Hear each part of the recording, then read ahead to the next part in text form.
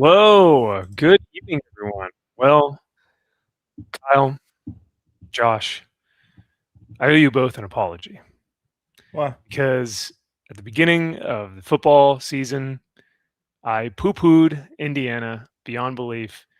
Josh, I told you don't even worry about them. Let's talk about Tennessee. Kyle, I was giving you crap because I was like, look, he's an actual fan of Indiana. That's embarrassing. And sure enough, here we are. And wait, and why are you apologizing to me about Indiana? I feel like you should be apologizing to me for saying Aggies are gay and a cult. Well, I mean, they do say gig 'em, which is just the weirdest, at least Vols, we have like Rocky Top, which is like an actual place. What is gig 'em? No one knows what that is or what that phrase is. Mm. So, but I mean, so yeah, Yeah. I don't know if I'll apologize for the A&M stuff because that I actually meant. Wow. But Okay. no, I'm kidding. Wow. But yeah, so this man, this season was wild. Never would have guessed that Miami and Indiana would have been in the Natty. But I mean, here we are, and we are post national championship, 16-0, maybe one of the best football teams of all time, college football teams of all time. Mhm. So pretty exciting. Kyle, what do you think? What do you think did it? What do you think it was I don't that know. that That's a, won that's a good them? question. I mean, it's easy to say Signetti was able to find a way to motivate his boys around him to get that Mm, dub, but I I think it was a lot of that, but I think it was a lot of like everyone thinks you guys can't amount to shit, and I think that kind of goes a long way when it's some of these guys are like, you know what, we're actually pretty good, I think. And all you hear in the media and everybody's like, yeah, these guys fucking suck. They're trash. Like, oh oh my God, look at gosh, that. no. Ah, No, this was 100%. I mean, of course, you got to give credit to the boys, but this was Signetti. Like, yeah. this is a money ball scenario. And the reason why I apologize is because I didn't see the greatness. I didn't realize what was going on behind the scenes. This guy this Nobody guy did. was recruiting Hmm. for less money, uh, athletes that were less, that were like lower ranked, so had like 3-star rankings, but they were older, Hmm. 21, 22, 23-year olds. They had already played like 2 years in a junior college, so they had tons of experience on the field. And then he played them in these college games, and he said, "Listen, you're probably not going to go to the NFL. You're probably never going to have a career in football, but you can probably win a national championship if you all play as a unit." And so he just got the boys on his side. And then at that presser, that one guy was like, "Why should we believe?" And he just goes, "I win. Google me." Right? That's what you need as a coach. Yes, And yeah, man, just such a rad story. it Um, is. It's something that, look, I wasn't alive when Bob Knight went 32-0. I wasn't born in 1976. Is that 75, 76, something like that, when they went undefeated. And which I still think is the more impressive of the undefeatedness. Bob Knight not losing a single oh wow, fucking basketball game. 30 that's a going good point. Yeah, that's 32 games somehow in a basketball schedule, not losing is, I think, is the most impressive thing that should never have happened in the first place. The fact that it did sounds impossible. So I wasn't alive to see that. My mom happened to be down at IU when that was happening, so that's actually oh very impressive. But yeah, if being alive and seeing this whole season play out, this will be something to tell my son. oh 100%, dude. Like, You yeah, got to that, witness this. What's happening, yeah. Brian? Hey, Brian. Um, Um, yeah, it was great. yeah, so fun. Josh, apparently Cajun just sent this to you, yeah? He sent it to me like a week or two ago, but it describes exactly what you're just talking about. This is so funny. This is It's Always Sunny, I think. Yeah, you got to read the caption though. Hold on.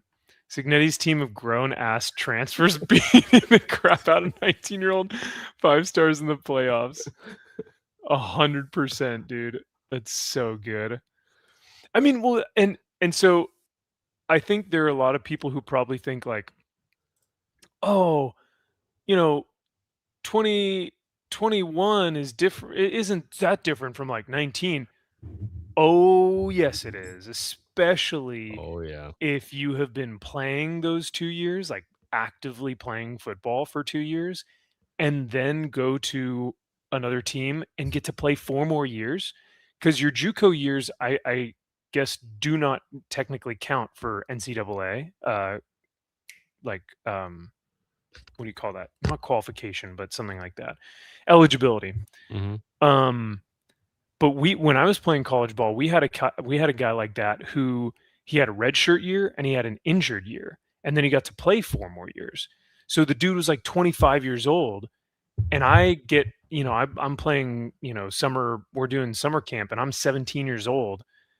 That's like that. It really is a grown man. That is a against grown ass man beating your 17-year-old, ass. Yeah, that. just beating the hell out of me.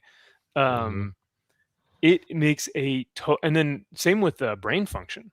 Like those are such formidable years as young men in their teens to 20s. Your brain like starts to really, really begin to process things. You're still a little bit retarded. I mean, but still, like you get the game at that point. Oh yeah, football wise, it's less teaching fundamentals at that point. Then it's Yeah. more of this is how you can coach a game, and those guys out there being able to then coach on the field to their guys around them. I mean, Mhm. that's invaluable. So where do we see he grabs the kid by the hood. So where do we see Indiana next year? Because I was looking at some of the rankings for next year, at least some of the like Vegas's bets as to who is going to be most likely. I think it was like 7-1 Indiana at the top of that list, but or yeah, 7-1 odds. Mm. But yeah, do we think that they're gonna go back?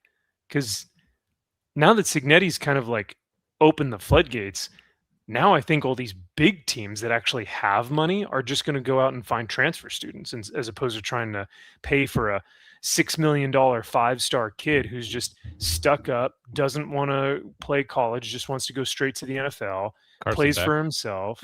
What's up? What's up? Carson Beck. Yeah.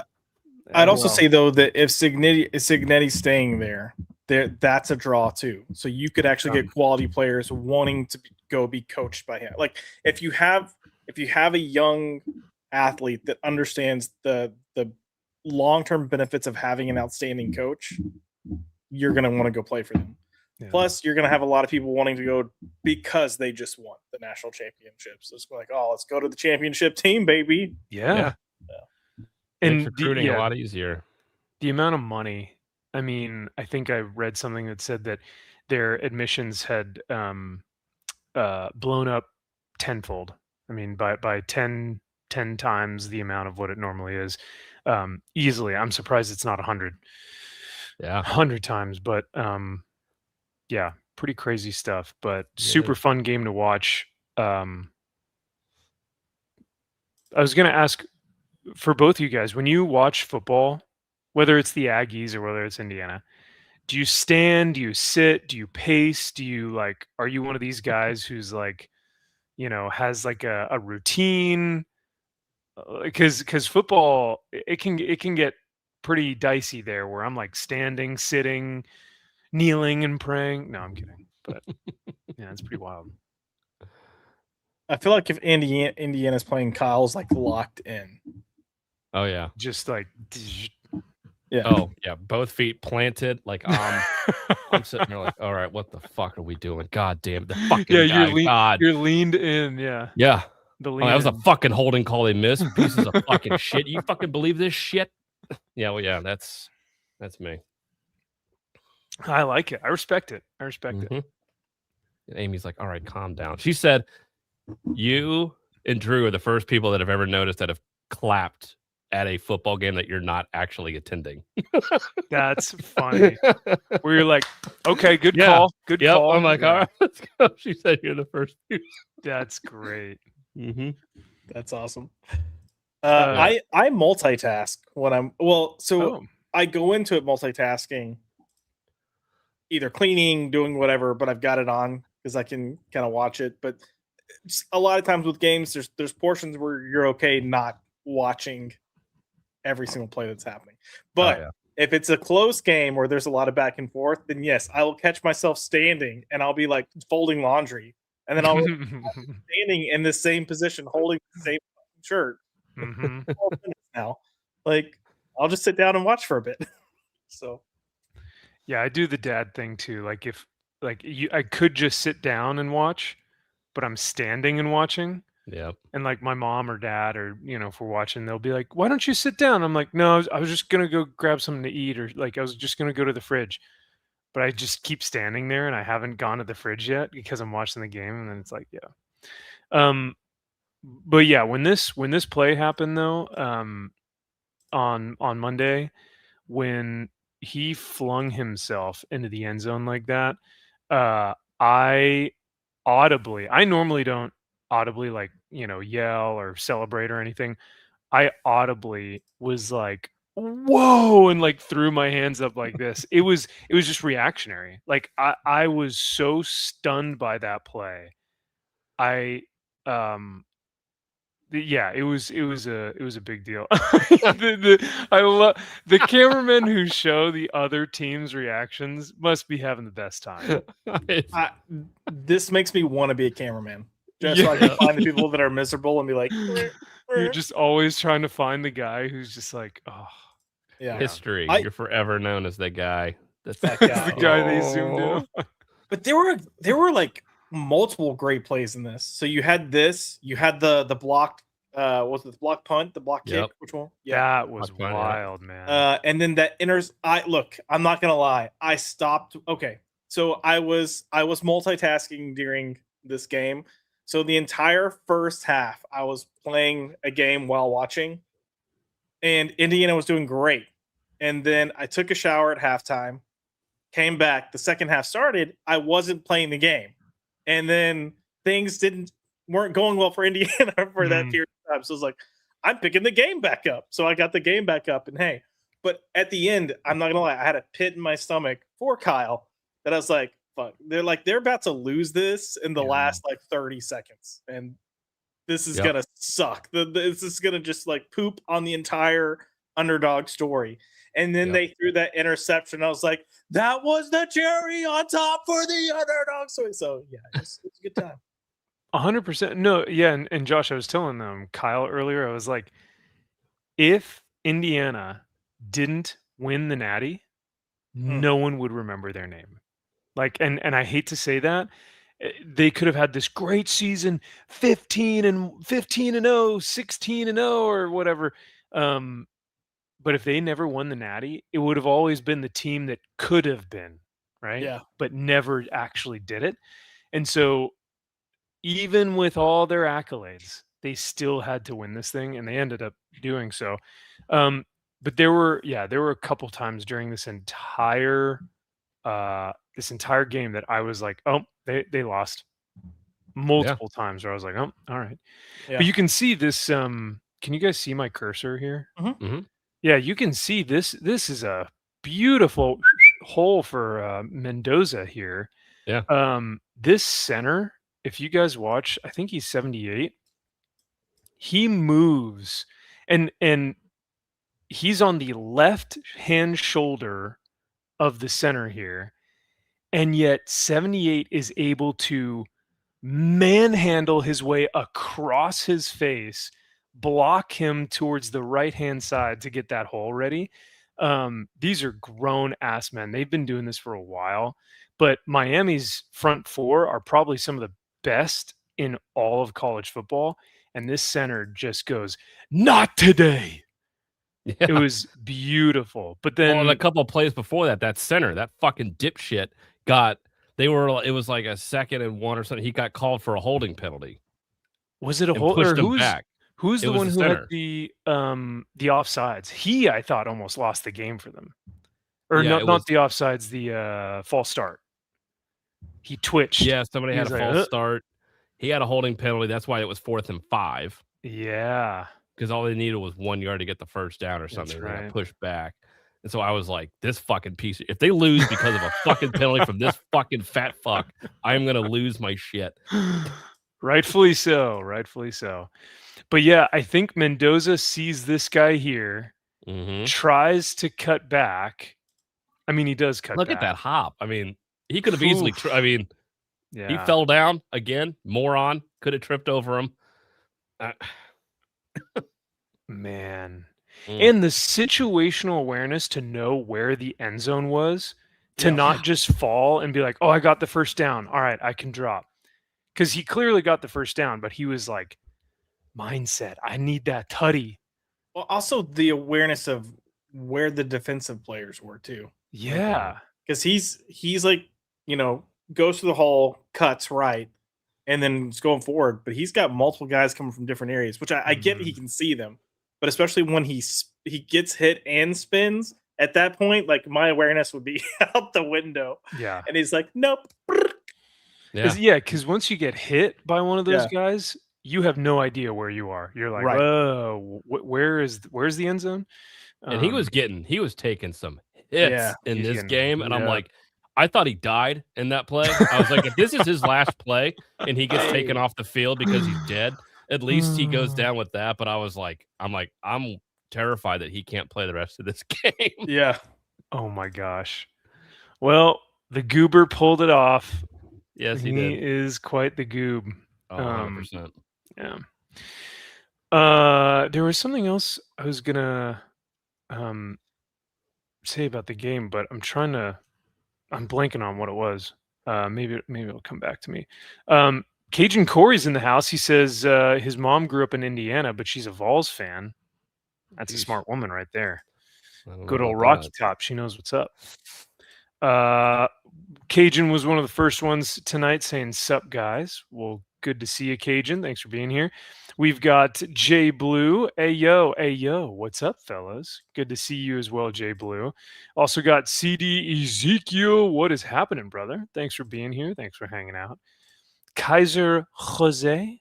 Great to see you, sir. And Grateful Dog.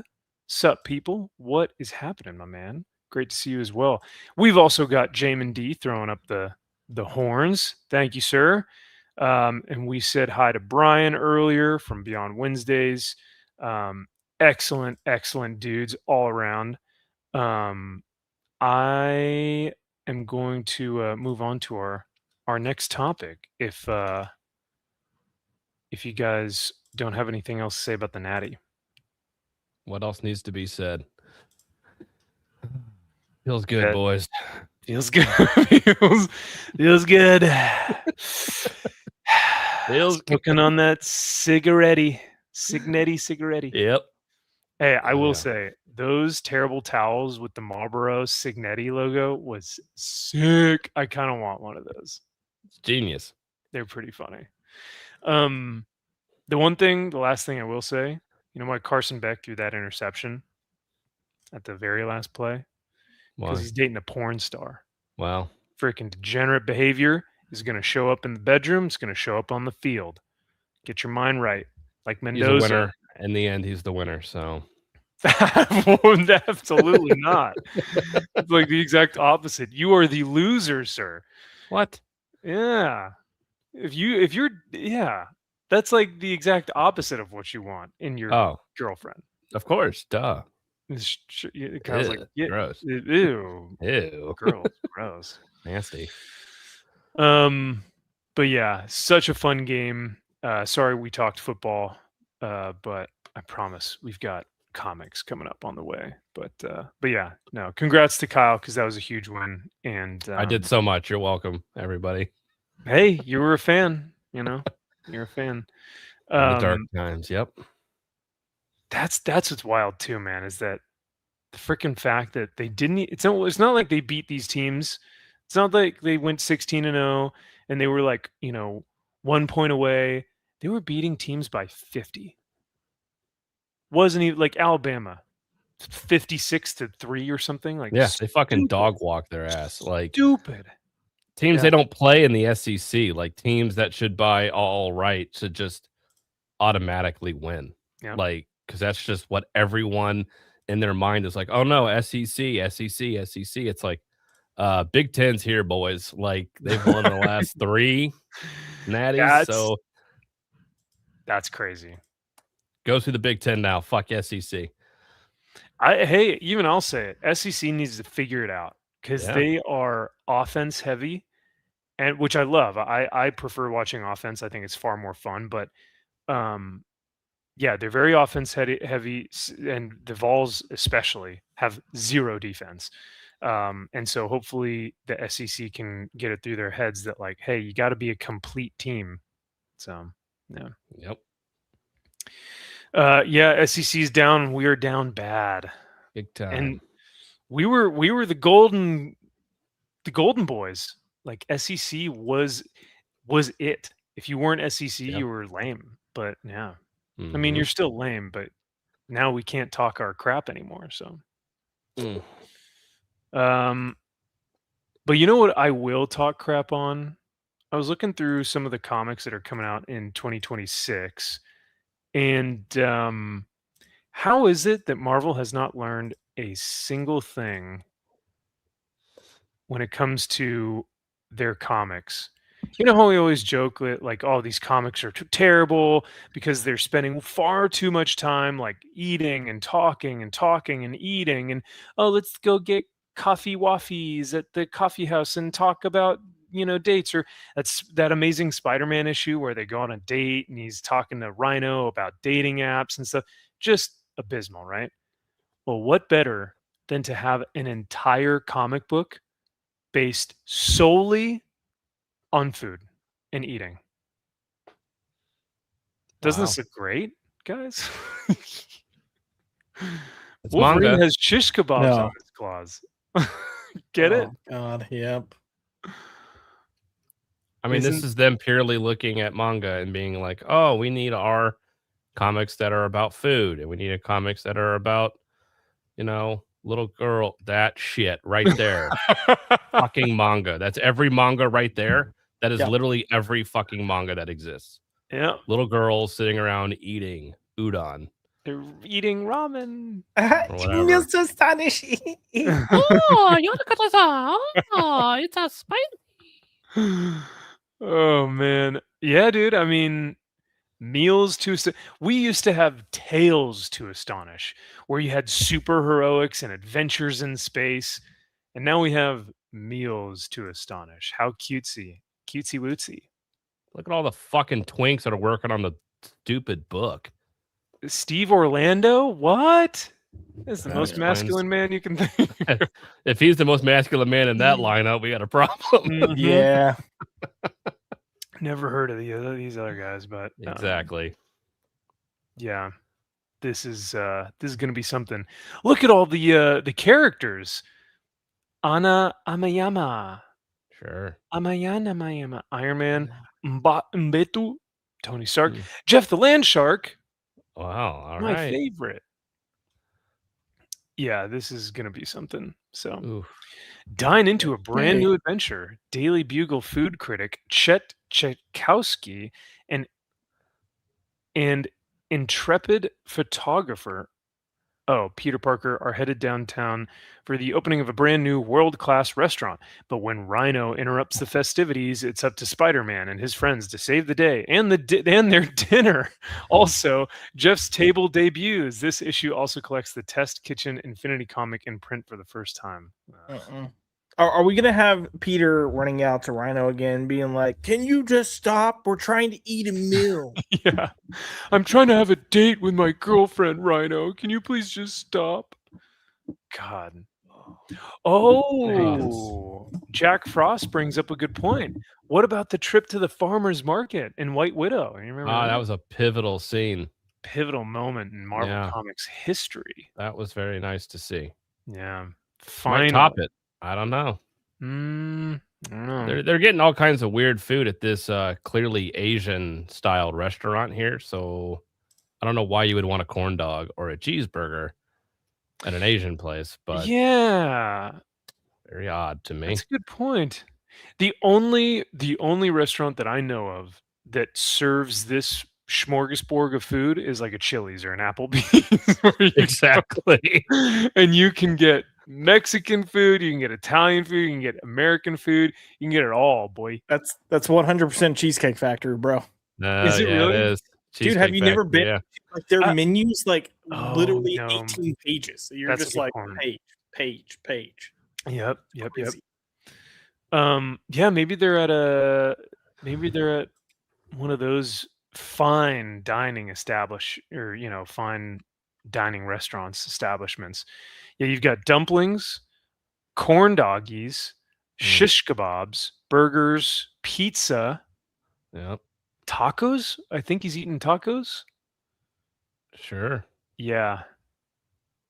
Are those milkshakes? Like milkshake girls? That's boba tea. I would say I'm pretty sure that's boba tea. Yeah, it's boba. Good call. It's gay. Come on now. Jack's like, it was the whole issue. Yay. Not only was it the whole issue, but it was like she was going to each stand and going like, fruit, yum. Celery, yuck.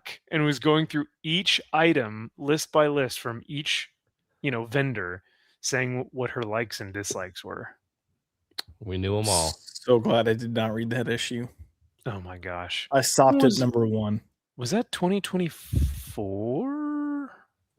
I'll have to go back and look at our a lifetime ago. Yeah. It feels like it. Oh, this is funny. Oh boy. Next issue is going to be mukbangs, says Cruiser Comics. Yeah, no, 100%. The fuck is that? A mukbang? Yeah. It's come on, Kyle, you watch mukbangs. They're all over YouTube. Basically, tiny Asian women get like the weirdest possible food dish they can find and they eat it in front of the camera, and that's the content. That's the mukbang. So they'll like get a giant, blue crab, and they'll just like peel it apart and they'll dip it in some butter and they just slurp it all up. And like, that's the YouTube video. That's called a mukbang. But what does mukbang mean? I don't know. That's a good question. I assume it's a word of some type of Asian descent that means something, right? To eat one's weight in food, maybe. Kuzer, do you have a like a definition for a mukbang? Because that's a good question. I've never really checked it out.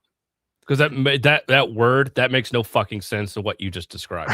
That literally still makes no sense, but it makes less sense when you say that word. 100%, yeah. So according to Google, it's South Korean and it's just an online eating broadcast. So it's South Korean for online eating broadcast. All right. And people watch this stuff.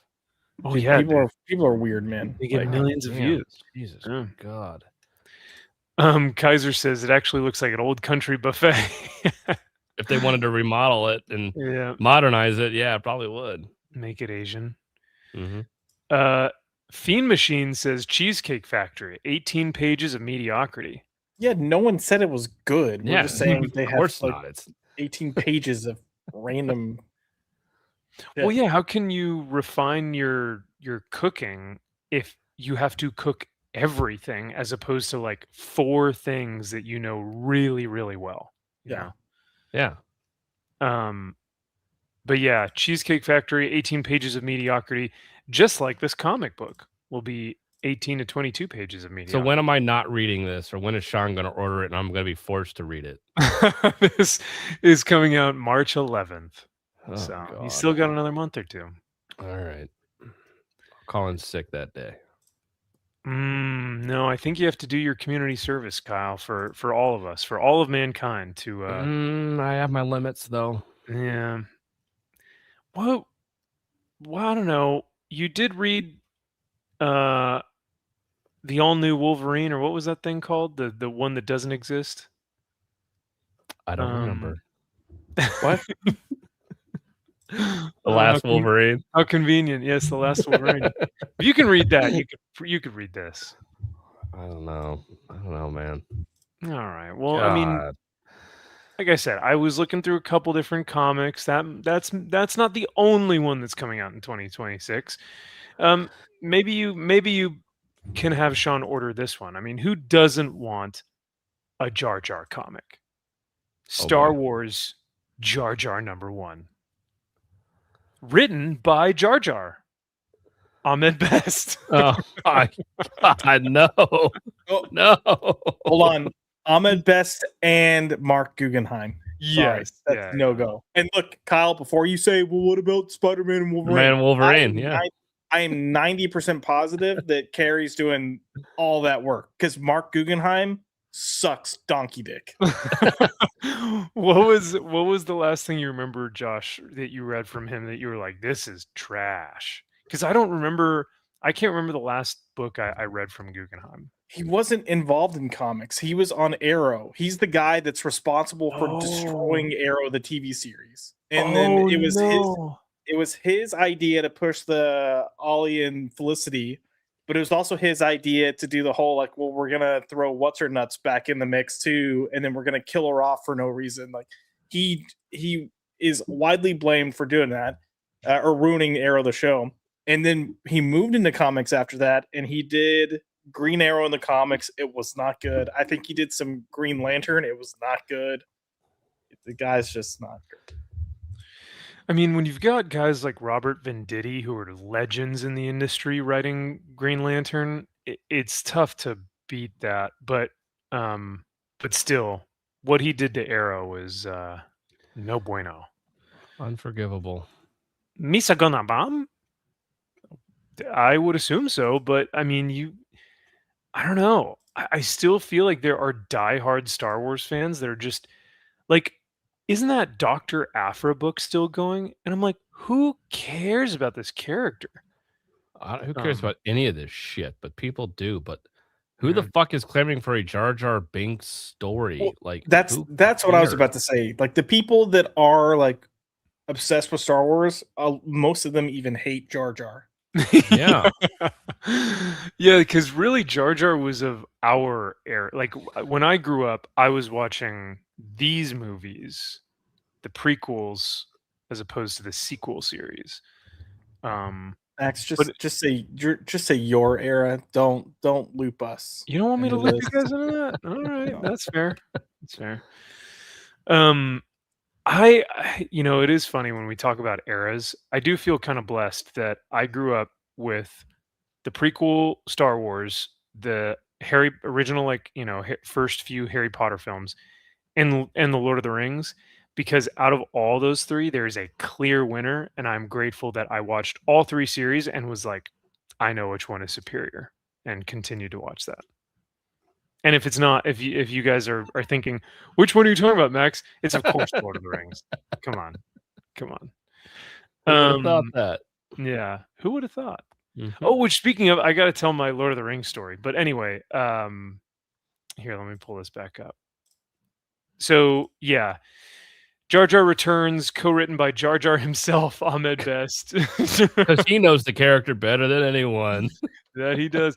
I think people just still feel bad that he was made fun of out of the industry, I guess. Even though they weren't making fun of him as an actor, they were making fun of Jar Jar, the character. Jar Jar faces the consequences of giving emergency powers to Chancellor Palpatine. What? Whoa. What pivotal role does Jar Jar play in the formation of the Rebel Alliance? None. You know why? Because he's never fucking mentioned again. Nice try. Oh, you have little faith. He's going to be the top character now. Woo. Of course. This guy says, quick, DC is announcing a bunch of cool new titles that fans want. Release the Jar Jar book. Marvel, probably. Yep. DC's been real quiet since this one dropped. Yeah. There's no way they actually put both of Ahmed's best Star Wars characters together like this. Peak is on the menu, boys. Once again, Marvel and Star Wars releasing comics just for me. Ooh, a Jar Jar comic? Oh, it's by Guggenheim. ... I mean, she's based. She's got yeah. So yeah. Anyone reading Jar Jar? I mean, Sean will. No. Sean will. I was gonna say you gotta order it. Sean will have to read it. Because there's gotta be Star Wars fans reading Kyle, can you and Sean just record a video doing a live reading of the book, but one of you has to do Jar Jar Binks, but do his voice? I'm gonna put that on him because who say you, Mr. Jar Jar Binks? Excuse me.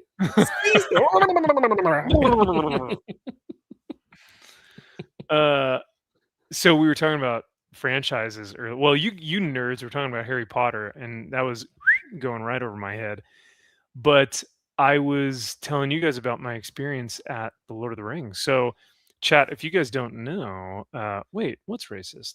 Jar Jar Binks? Just because it's played by a black man doesn't make it racist. What if what's his name? George meant for the Gungans to be black people. I don't know. Well, I'm not saying that there is a correlation, but and it's ironic that these people live underwater. Dude playing a dude disguised as a dude. Yeah, exactly. Well, considering that the other fans, not Star Wars fans, was like, Lord of the Rings weirdos think that Peter Jackson and Tolkien made the orcs black people, and that like Harry Potter fans, quote unquote, think that what's her name made the trolls at Gringotts Jewish people and stuff like that. Goblins, yeah. I mean, they do like their gold, and I'm saying if they you do turn have them a large certain noses. way, they do look a little. I mean, if you go back to 1940s war propaganda, there might be some similarities. Just saying. I mean, she did name the Asian character in the books like Ching Chong or something. It's Cho Chang. Come on. So much different, yes. Which is close to Cha-ching, but no, not quite. Cha-ching, which is what she's making right now. Damn right. And then she also made the Black College like Umba Uda Unga Bada, like something like crazy. There's a Black College in Harry Potter? I thought so, yeah. There is an African wizarding school. Hold on. Whoa! Wait a second. And they don't allow them to participate in the Triwizard Tournament because they know they will get their fucking dicks wet. I mean, they would destroy every year. So the African college is Uagado. Uagado. Yeah. You have to say it like that, though. But if you remember the final from he was introduced in Order of the Phoenix, the 5th film. You've got the black guy with the purple robes, Kingsley. Yes. Oh yeah, he's a cool guy. He went to school there. Yeah. Wow, segregation. Whoa. Yes, sir. You got to keep in mind that in the which none of the movies don't get into this. In the lore of the books, these schools have been there since like 1400s, 1500s, 60s. Like they all got formed forever ago. They are segregated. So, all right, good. Yeah. Keep it in the family. Good for them. Spoken like a true Death Eater. So I think it was actually Kyle who sent me the Fathom events like screenshot, and he was like, all right, boys, where are we dropping? Who's going? And it was the Fathom events extended editions of Lord of the Rings. So like I said, chat, if you guys don't know already, Fathom is releasing the extended cut of all of the Lord of the Rings films. They are in theaters right now, but only in like an exclusive amount. So go check them out. But I ended up going to Fellowship this past weekend, and I was telling the guys, of course,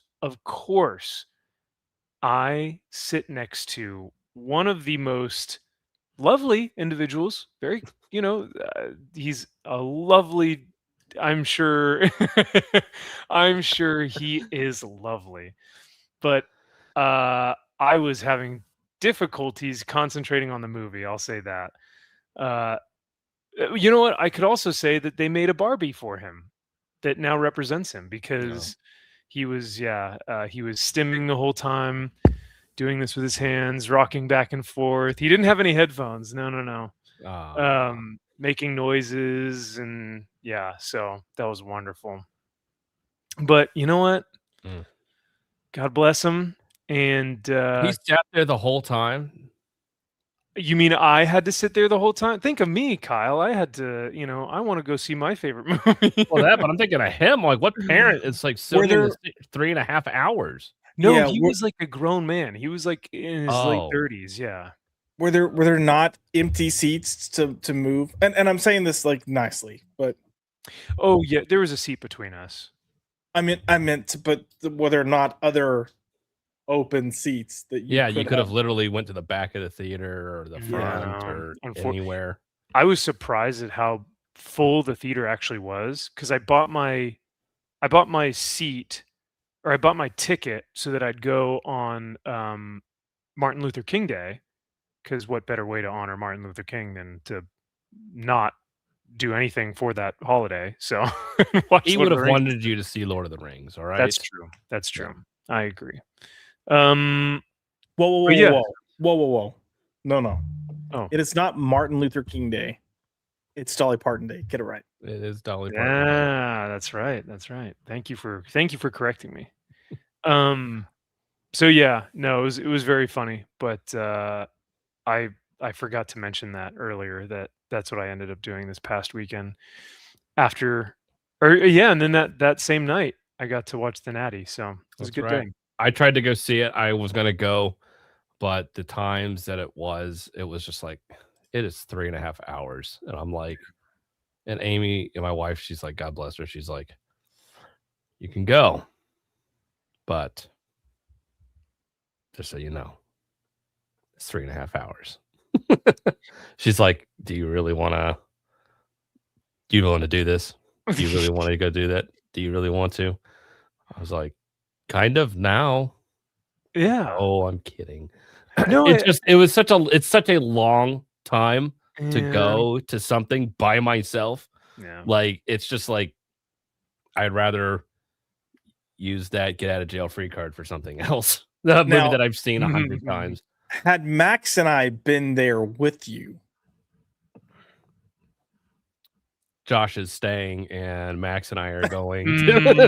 Actually, that'd be funny. Josh is going to stay and watch Jack. Yes. Amy, Max, and I are going to go watch Lord of the Rings. Because let's be real, Josh is the better uncle and would probably take better care of Jack. And true. It would make more sense. Oh. And he and Amy could, talk shop. I'll just make sure Amy's going to go with y'all. Why would I be watching Jack if Amy's still home? Oh no, Amy doesn't understand how Lord of the Rings works. She thinks she thinks it takes place on Earth, like our Earth. Oh. She thinks every film, regardless of location, time, sci-fi, fantasy, everything takes place on Earth. So like that's quite of a barrier for me. She still doesn't get Star Wars. She still thinks Star Wars took place on Earth. Oh, I'm like, they literally said a long time ago in a galaxy far, far away. What the fuck are you missing that it doesn't take place on Earth? Do we know what a galaxy is? Okay. See, so you see my issue. You see, and then I'm just like, you know what? You're pissing me off. So I just need to stop. That's my mom with movies though, because we'll be watching something and she'll be like, when does this take place? And I'm like, when the screen popped up and it said 1927? 1927. Yeah. So there you go. Do you guys, when you're watching it with family or when you're watching it with Amy, in a movie that you've seen but she hasn't yet, or maybe a movie that you guys both haven't seen yet, and they like tap you on the shoulder, who's that? And you're like, I am watching this for the first time too.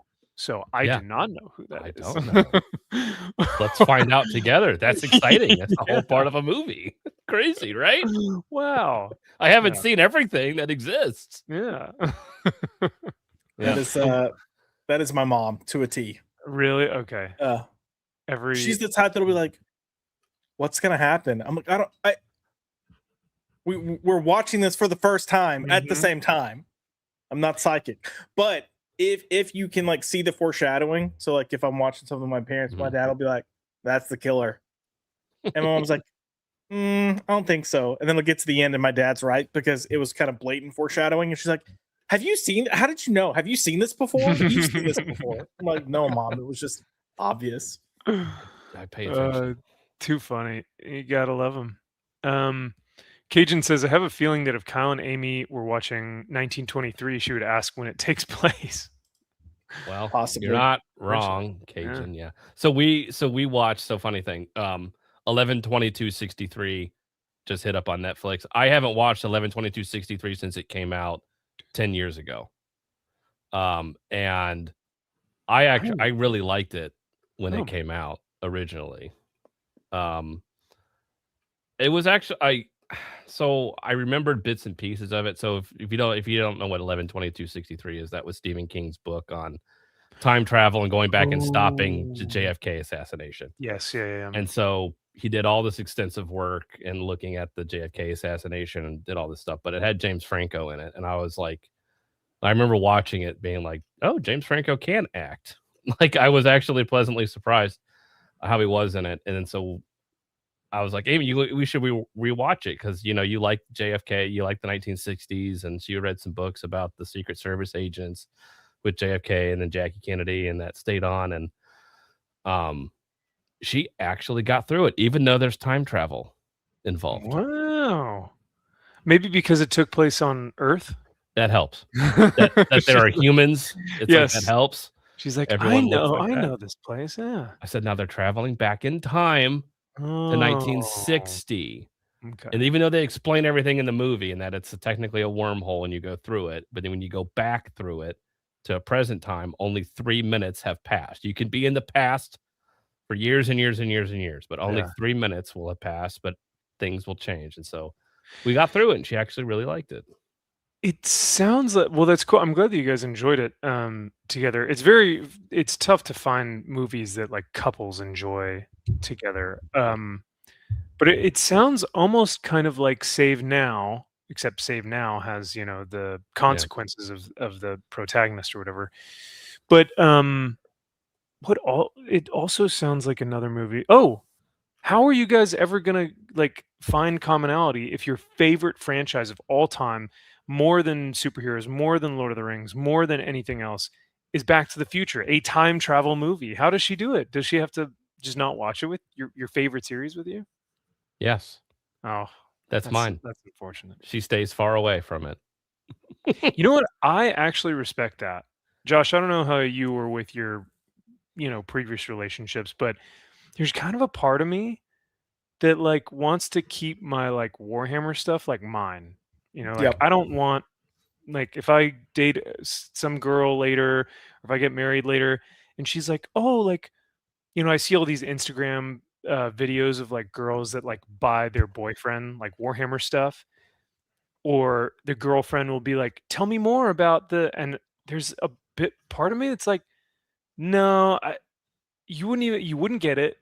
And it's like, I appreciate you wanting to take interest in it, but I kind of don't even want you to.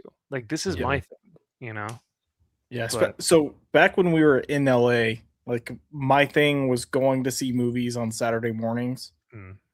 And we always like, we're meeting up with the boys to go see movies. But it's me, my friend Chad, and my friend Sydney. We'd go to the movie theater. My ex was not allowed to go. Like, nope, you're not going. You can't. I don't care. It's not happening. Negative. Mainly because they weren't fond of. They'll watch movies, but they're not like, oh, I'm excited to go watch movies.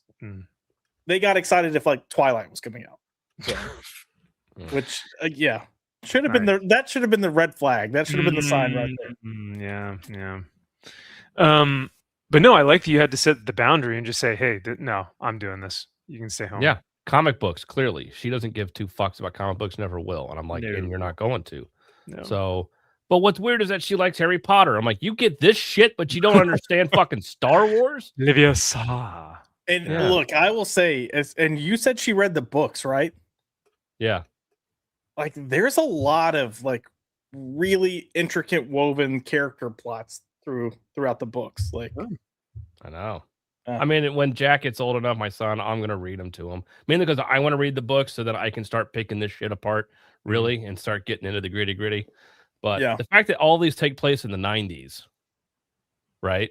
Technically, pretty much, yeah. And nobody brings up Michael Jordan and the Chicago Bulls. Are you fucking kidding me? Come on. They don't. Great point. They don't keep up with like Muggles. Like they think Muggles are fascinating. But Harry Potter lives in Muggle world half the year. So does Hermione. So Hermione grew up there. Yes, Harry grew up there, but Hermione's not going to pay attention to basketball. Everyone was. No. Oh, yeah. Her parents wouldn't have paid attention to basketball, and also they're British. I mean, keep that in mind too. But he was the Dream Team.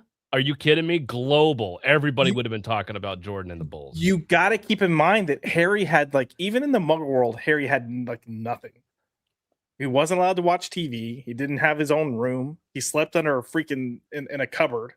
Like, yeah, exactly. And another thing, his fucking not family. If those fat fucks didn't want him around, why wouldn't they be praying the day they got the fucking letter to kick his ass out of the house? So why are they like, no, you're staying here with us out of spite? There's answers to that the movies didn't even touch on. But yeah. Do you think, Josh, that the show will do a better job of explaining all these little nuances? No, I have no faith in the show anymore. Mm-hmm. And look, I know it's because I know people are gonna be like, oh, because the Snape's black. I have some issues with that, but at the same time, if he's a good actor and does a good job, I'll be fine with it. Even though Snape, like the whole point of Snape is he's described as being very pale and sallow, but whatever. Yeah. It's my issues that they're like, oh, we're gonna be true to the books, which isn't always the best thing. But even the showrunner is like, yeah, I haven't even read the books. I'm not going to. Oh my gosh. You can't do a story like that and not read the books. What? Expecto utter trasho. Yeah. Yes. 100% salty. Listen, I will say this because y'all are giving me shit about Harry Potter. I made a post. I can't remember if it was. Oh yeah, no, it was Twitter. I made a post on Twitter about how Snape was one of the greatest characters of this generation, and he agreed. Salty agreed. So I'm just gonna put that out there. Oh, I mean, like I don't think that from my understanding of like how people talk about the character of Snape, it really does sound like he is a pivotal, like integral character that people love and cherish in this series, which is why I think a lot of people automatically are going to nope out of this regardless of whether they stick to the lore or not, because already they feel like they've been wronged with the actor choice. So yeah, I'm curious to see who they cast as Voldemort. Because if they get a black guy for Voldemort, that'll be awkward. Are all the evil people black? That could be awesome. I thought someone said that they were gonna make him trans or something because at some point in the book they used like they pronouns or something. I don't know. Voldemort? Yeah. No. Negative. Okay. Well, Harry Potter cast we'll be streaming it live every week it drops on. Yeah, that's how Max is gonna experience it. Yeah, absolutely not. That will be my worst nightmare. We're doing it. But not to talk too much about pronouns or not to get too political on here, but I was floating through my feed of YouTube videos this week, and I found one of the funniest things. This isn't very like political per se, but it is of a politician. I don't know if you guys have seen the mayor in Lawrence, Massachusetts. You guys seen him? I don't actually know what his real name is, but let me just play this clip for you. So this is him at a like town hall meeting, and he doesn't speak English. This is in Massachusetts. And he's a mayor? And he's a mayor. He's making decisions for that city. So This post says, total disaster. The mayor of Lawrence, Massachusetts literally asked for a translator because he can't speak English. All right, let me take a guess what he speaks. Ooh. Well, it's like 180p quality resolution. So like, damn. Ooh. Fuck. I'm leaning. Take a gander at the lady next to him too. I was gonna say it could be anything. I was gonna say Portuguese, but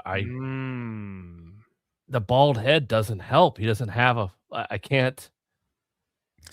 Yeah, and he doesn't necessarily look black. He doesn't. Like, no. He looks like he's almost some type of Asian descent almost. Oh, Pacific Islander. Do you want me to give you the answer? Black. Yeah.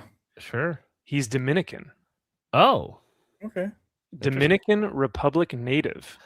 So he speaks Spanish. Okay. And had a Spanish translator. So here we go. The division has a concern and has raised an objection based on the fact that council, much like me in my capacity as a hearing officer, don't speak Spanish, and therefore we're unable to decide independently whether. So she's mumbling, right? She's like, and the guy's like, he's like, you see why we're having this impasse, right? You see why we're struggling here.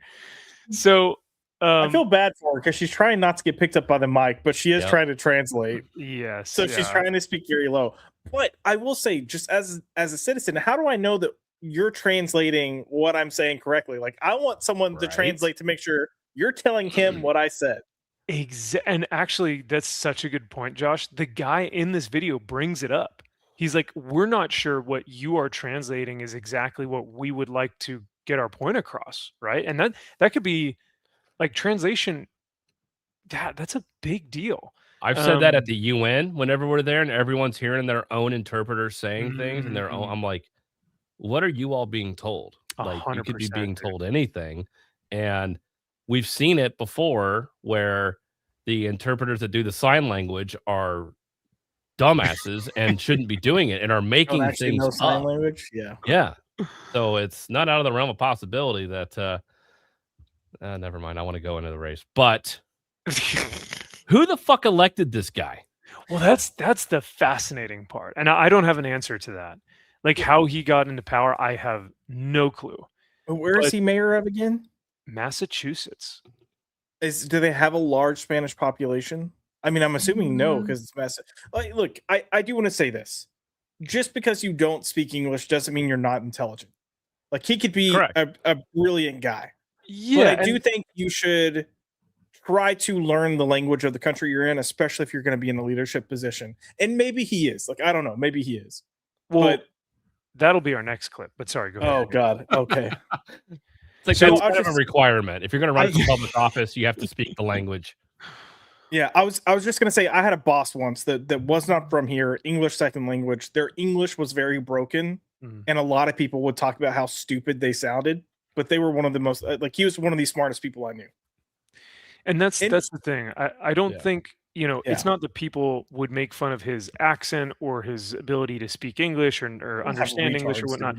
It's the fact that if you are in a leadership role, making decisions for the state or for the city or for wherever you are, at least be able to speak the language that, like, if I were to move to Italy tomorrow and I started running for office and I just kept speaking English and wouldn't understand anyone, how am I going to get anything done? Like, who would trust you? Who would vote for you? Exactly. So it's like, if you were to take this same logic anywhere else in the entire globe, it wouldn't make sense. But here in America, for some reason, it totally does. So, well, it still doesn't make sense. But anyway, yeah, I'm not making fun of the guy for not, I don't think he's unintelligent or that he's not. Right. No. I was just saying it. I didn't think you did. I was just saying it in case people were thinking that's what we were thinking. That's not what we're thinking. Totally. Now, his housekeeper here, Mike, I don't know. That Aunt Jemima? That's what she wears. Kind of look like Aunt Jemima. Make me up some pancakes. Moving on up. So, Lawrence, Massachusetts Mayor Brian DePena A Dominican Republic native requested a Spanish interpreter during a Friday hearing tied to a state police oversight case.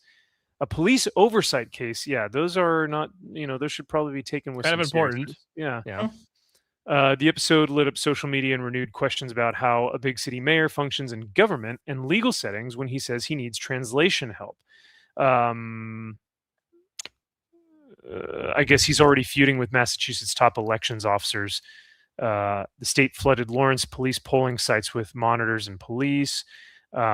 So that's what I first saw, and I was like, man, it's kind of wild. I've never seen that before.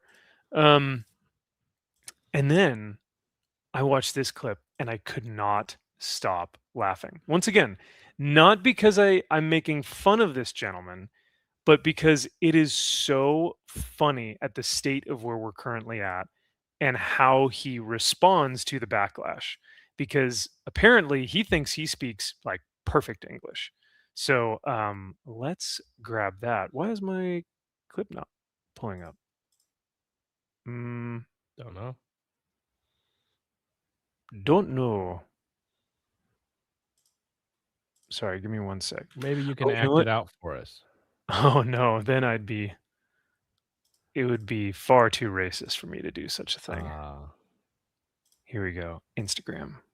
And play.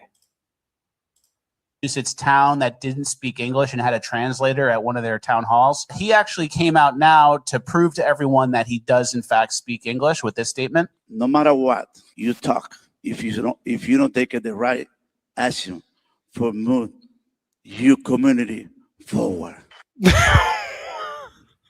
Uh-oh. What? Uh-oh. Oh boy. Uh-oh. Sir, I'm gonna need you to say Walmart. for your community. Oh, excuse me, sir. What? But he continues. I mean, perfectly, native English speaker. I don't speak perfect English. When I knock in door, never I promise to my constituency. He speaks perfect English and his constituent. And then there was like some meeting, I'm sure, with the team where they're like, well, we got to go out and just show that you can speak perfect English. Yeah. And no one said, maybe he can't. Maybe a written statement? Sir. A grammatically perfect written statement released? AI. You're going to be something, right? I mean, if you're his communications director on the side, you're just like, get the fuck off this. Like it's like, okay, all right, thanks, everybody. Yeah. All right. I speak a perfect English. Like, dude, at least practice it. Look at that thing he's got on his. Is somebody dead? What is he doing? He's just he wants to show. He's a showman. He's at someone's quinceañera while he's maybe. Wow, look at this. Cajun Corey for $5. Dude, Cajun, thank you so much for the $5, brother. Really greatly appreciate that. He says, shout out for Josh for translating for me for Max, and alcohol for translating me for Kyle. There you go. Yeah, same thing. That's awesome. We understand firsthand what it's like. Bebop and bobop, deep down. What was that? Josh, what did he say? Oh, he said he really liked that comic book recommendation. Oh, thanks, Cajun. I appreciate it. Look, can I say the best was the first year that we all met in Dallas? And like, I was going to leave because I could only be there for one day. And then as we were leaving, you're like, Cajun had said something. And then we're like, all right, later, Cajun. And you're like, I feel really bad saying this, but I can't understand a word he says. And I was like, you can't? I can. And you're like, no, you can't. And I'm like, no, I can. And he's like, how can you understand him? And I was like, well, my dad's from Metairie, so like I grew up with that. I'm used to hearing that. But yeah. Yeah, no, it's like it really is a Seinfeld episode. It's a low talker, a close talker, and a mumbler all in one. Yeah. But beautiful. That like 2 years later when Kyle was with us in Dallas, at the RIPA meetup. That's right. It was the RIPA one of our meetup. Favorite, yeah. Kyle, you're what, like 12 Long Islands in, and then out of nowhere, you're like, this is crazy, but I can fucking understand you now. It was like you had like some Star Trek translator that was like, Yeah, whoa, my brain clicked, Yeah. and I was like, I got it now. Oh my gosh. Crazy, dude. It's so funny. But yeah, Cajun, we really appreciate the thought, brother. Thank you so much. And yeah, we love getting to hang out with you. And even if I can't understand you at times, it's all with love. So I am used to your accent now. I think actually, I think we saw him this past summer, Josh, when we went to Dallas again. I think I did a pretty damn good job, if I do say so myself. So it only took me 5 years, but I got it. You down. did. The funny thing about this year was the Dr. Pepper controller. That you remember? Oh yeah. Like, who would buy a Dr. Pepper controller? Fast forward 30 minutes. Corey's like, hey, look at this controller I got. Check it out. To be fair, he's gotten some cool like custom controllers, but he's gotten a lot of cool custom controllers. Yeah. Yeah, that's where you and Kyle became BFFs, man. Just hit it off. So Silverlock, hail to thee, sir. Great to see you. He says, when I was working on child support systems, a lot of the programmers were from other countries. It was hard sometimes dealing with language and complicated requirements. Dude, 100%. And that's kind of why I like, it's one thing to boast about your proficiency in English and then come out like this guy did and barely be able to say neighborhood, constituents, English. Like he said, I speak perfect English. Like couldn't finish the English. Can't even say English. No. So so if he can't do that, then like you said, Silverlock, with more important issues, like when there are pressing times for their city, like, dude, how are they going to effectively communicate that priority to him? So Oof. I would assume it'd be super difficult, but. And this is current? When was that? This was like a week ago, if that. This is now. So Jamin says, I'm just not sure how anyone becomes a citizen without knowing English in an English-speaking country. Oh. There you go. Oh. Bro. I mean, you just... you don't even need an ID here, let alone speak English. Yep. So, do you have to give a citizenship exam in English to be a citizen? I think it's one thing to read it other than speak it. I think they can be proctored, right? I don't know. That's a good question. Like have someone with you at the exam? Is that what you're saying? Yeah, I don't know. I have looked at that citizenship exam. Yeah. It's cool, man. Like going through and being like, man, I want to relearn some of this stuff that I forgot. Because there's really important information as an American that makes you feel like there's a reason why the citizens who take that exam feel so accomplished, because they're like, man, the history of this place is awesome. Like there's some really, really great things. Oh, yes, Josh. Might I also add, I found that the people that become citizens and take that exam have more respect and appreciation for our country than most of our natural born citizens. 100%. Who would like bomb that if they tried to take it. Yeah. Probs. Not only bomb it, but they would get it wrong and then hate whatever it was that they got wrong. They would still be like, oh, well, you know, the General Lee was a racist, and so that's why we need to get rid of him. He was also one of the greatest tacticians and, like, you know, fought for some of the in some of the greatest battles that we've ever seen for our, you know. Do you know why Robert E. Lee is the name of multiple schools across our country? No, actually. Because after the war, when the South lost, the South, those that were in the Confederate Army, they lost their right to vote and everything. The blacks slaves gained their freedom. They gained the right to vote. He was the loudest voice saying, if they're going to vote, you need to give them an education so they understand what they're voting for. Yeah. And then the Union said, no. They should not have an education. They were like, whoa. Take it easy actually, there, Bucko.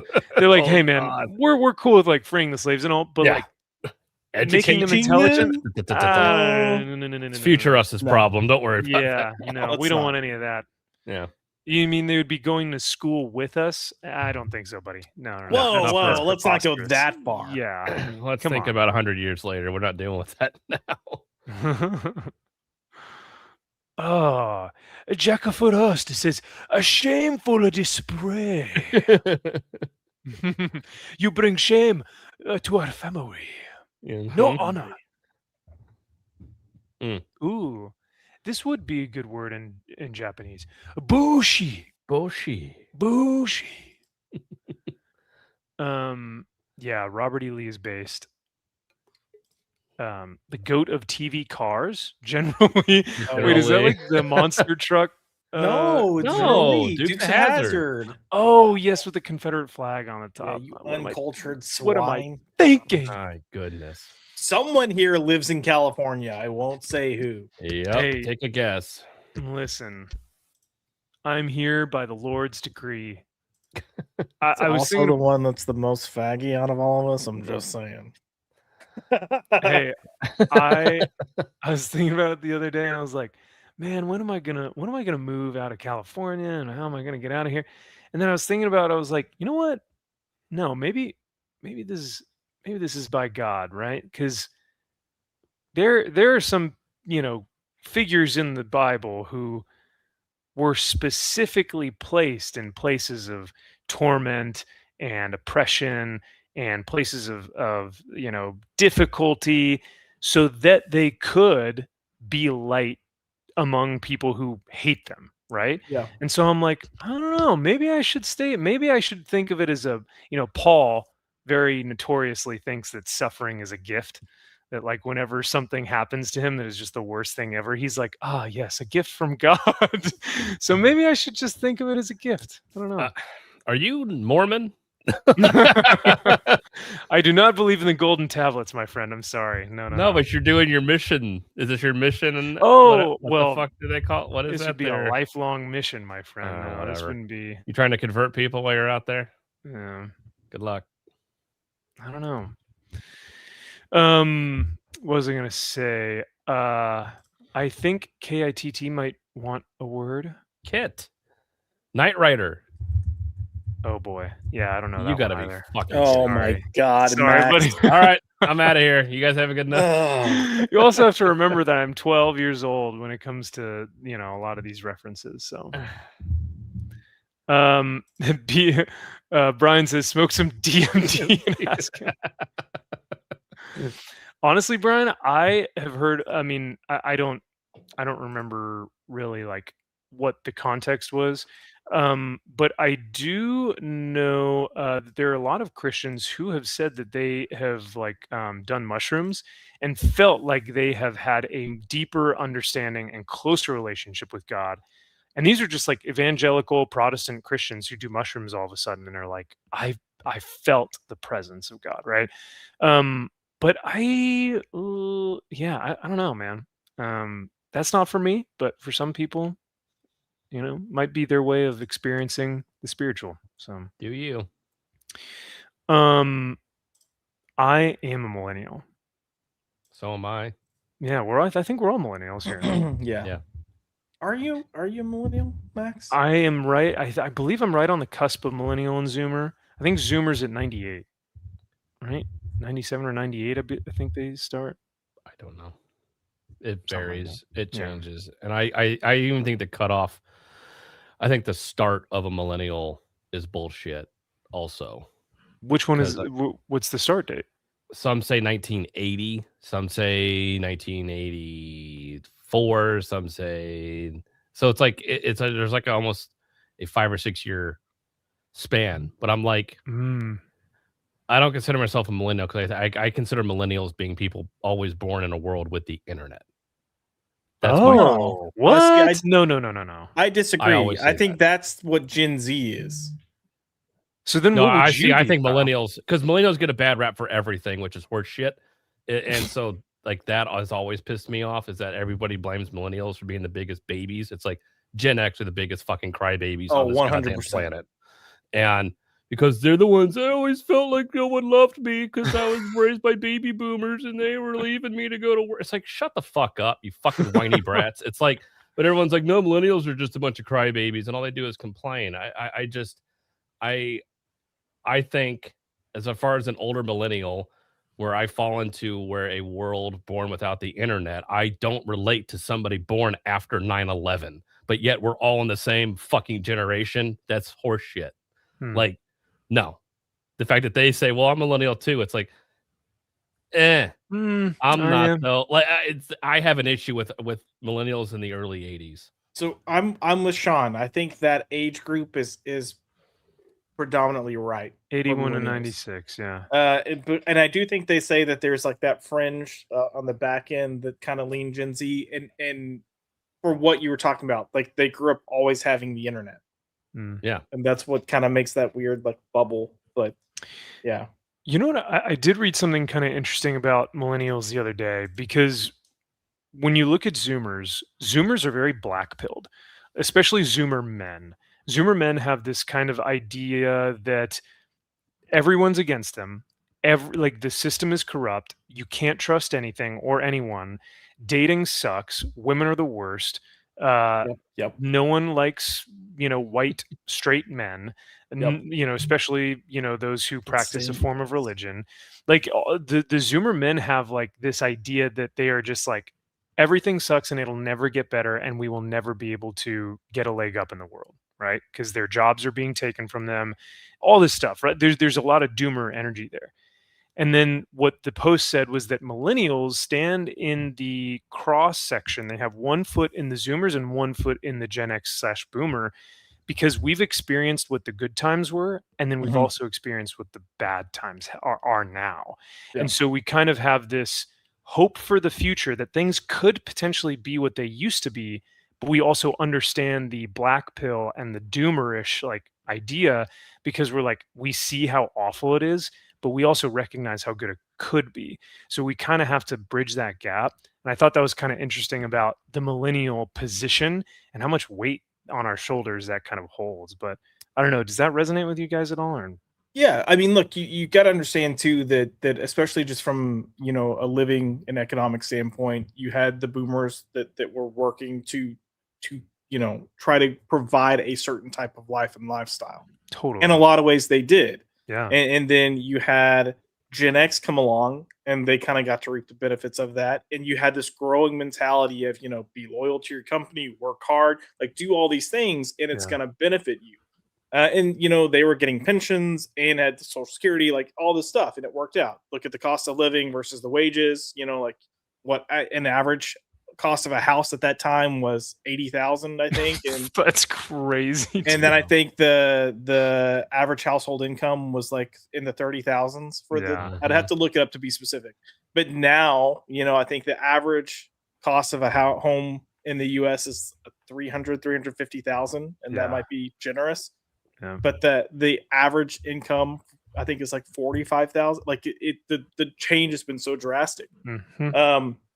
But the millennials are that age group that were come through and they were taught, do these things and you'll be successful in life. And I think we were the first wave of like, no, this shit didn't pan out at all. Like, what are you talking about? Like, I just went and killed myself for this job for 12 years. And it's like, thanks, employee number, but we don't need you anymore. We can find someone cheaper.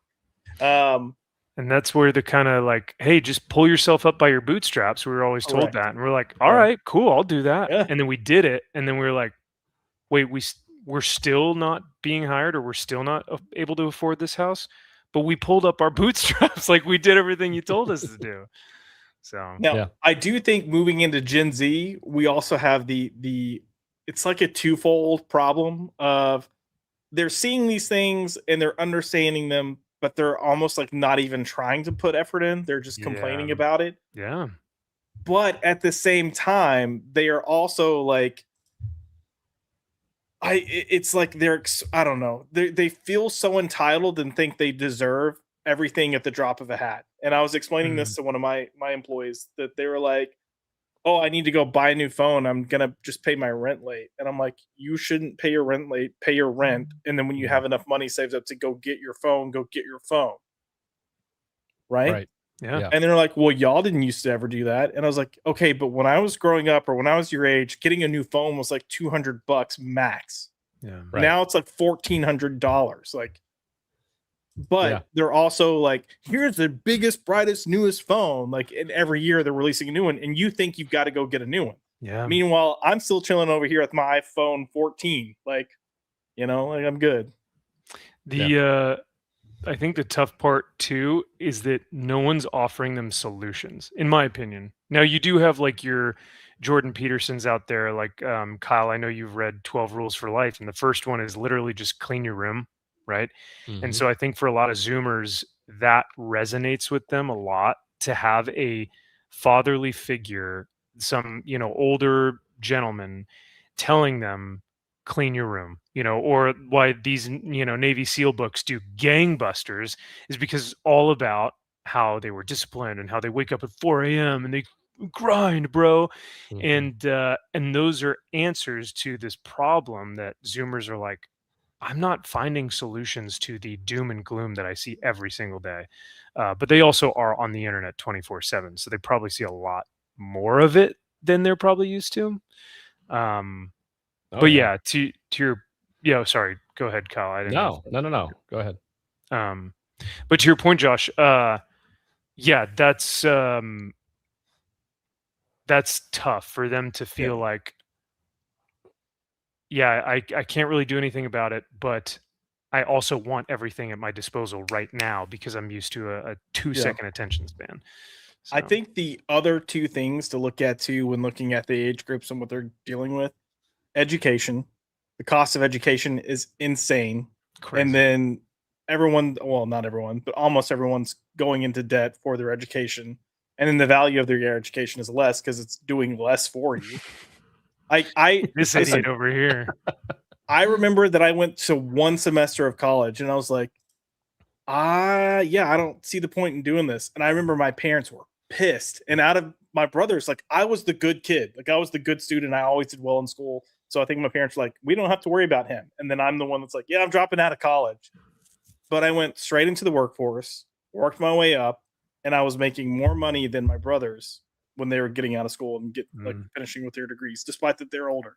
So it was like I got ahead of the game just because I put the work in first. Yeah. And then the other thing, just the general debt. So the average American household debt, right now ranges between 105 to 150,000. Oh, it depends on what models you look at. We had a whole thing about this at work the other day. Sheesh. And that includes everything. That's student loans, credit cards, like if you have some type of auto or home loan, if you've got medical bills, all that gets encompassed in there. But that's a lot. Like that's hard to get out from under that. And then when you look at the interest rates, what we have now, even worse. By the time you pay it off, you're actually paying more like 300,000 than the 150,000 because of all the interest. I have $55,000 in student loan debt. Woo! 55K, baby. That's But hey, public student loan forgiveness. I am just a few payments away from. Is that why you wanted Biden to get a second term? Damn right I did. That's what I heard. I actually heard him talking about Bernie, but let that gravy train keep going. Come on, baby, I'm almost there. We are going to forgive student loans. Yes.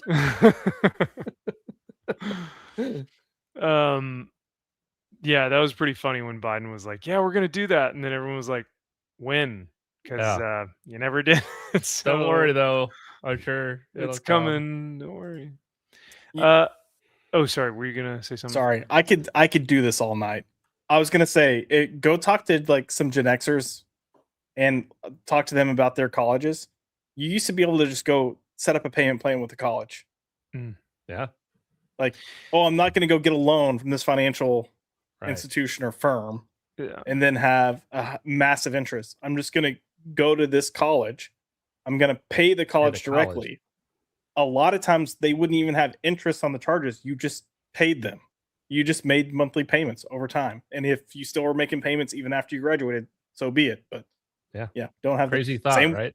Same with going to the doctor. You used to have doctor's offices that were like, what can you afford to pay?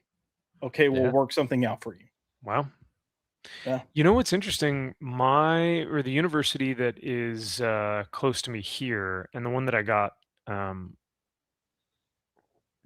well, I was going to say more, but I don't want to dox where I'm at.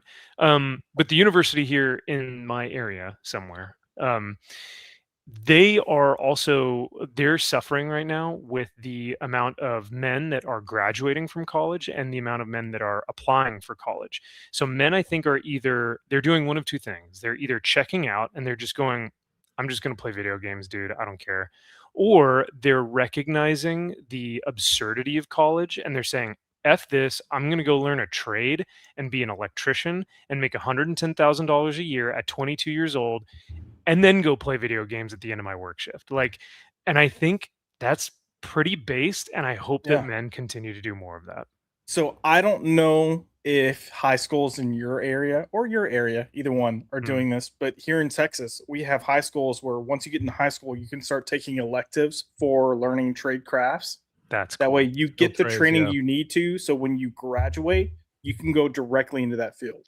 Wow. So we have people graduating high school that are going in to be welders, plumbers, whatever. So they're 18, 19 years old, jumping right into like a $70,000, $80,000 salary. Just boop, there you go. That's so apprenticeships are huge for high schools going into college and stuff. It's insane. This crap never existed when I went to high school. No. You were seen as stupid. Like, okay, we call it C9. If you went to C9, which is where you would do all that stuff, it's like, well, these guys aren't going to fucking make it. Like, oh, these guys are getting left behind. And now it's going like, to welding, son of a bitch. Dude, no, I'm 100% like, I should have learned how to do something cool. I know.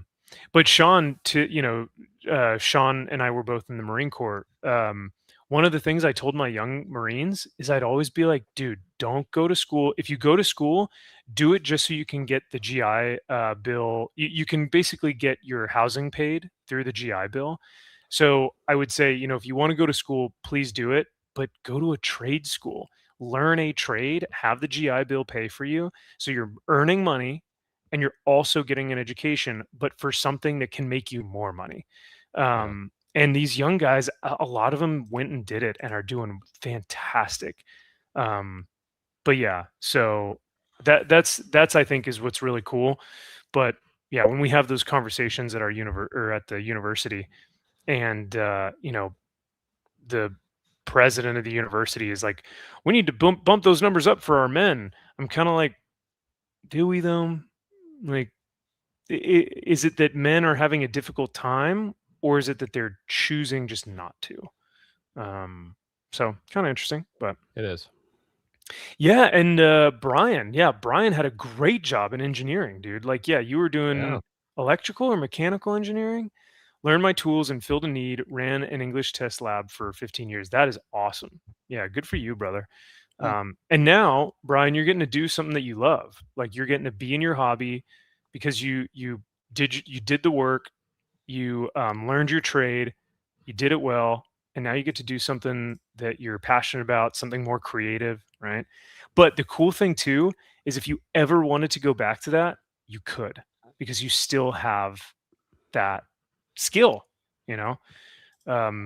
Gary always talks about this on his show, because he was a mechanic at Tesla and they always need mechanics. So if YouTube died tomorrow, he could go back and work for Tesla or something. So meanwhile, I'm over here getting my master's in public administration. Woo! Yay, education. Yay, education. More debt. Yay! Hey, this is all paid for. I'm only getting my master's because it's paid for. That's true. Yeah, that's a good never point. fucking pay for that. No. But the thing is, I think a lot of people, the reason why they feel like there's no value in it is because they're getting degrees that are like, I don't know, gender studies or something that won't take you anywhere, and you're $150,000 in debt for a gender studies degree working at Starbucks. That's tough. So yeah, sucks.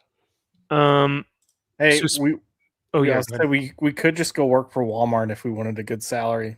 Go become a GM for Walmart. Get your base of 125. But their bonus structure can reach up to 200% of their base salary. Yo. Damn. What? Yeah. Hey, Wow. I will say this. People make fun of it, you know, and whenever you joke about like, oh, I'm just gonna, you know, I don't want to end up working for McDonald's, dude. Like managers at McDonald's and some of these fast food chains make bank. So, but I wouldn't do it, but you know what? Hats off to them. Hey, good for them, right? Good for them. The real money is in real estate. If you own the properties for those fast food chains, Yes, that's where you make your bank, because you technically just have to, they're part of your portfolio, but once you buy that property and you like talk to Del Taco or McDonald's or In-N-Out, whoever it is, they build it, they run it, they employ it. You just own the property. So like you don't have to actually manage the people inside. You just own the land and the property. So they're making money for you. That's that's how you do it. But oh well.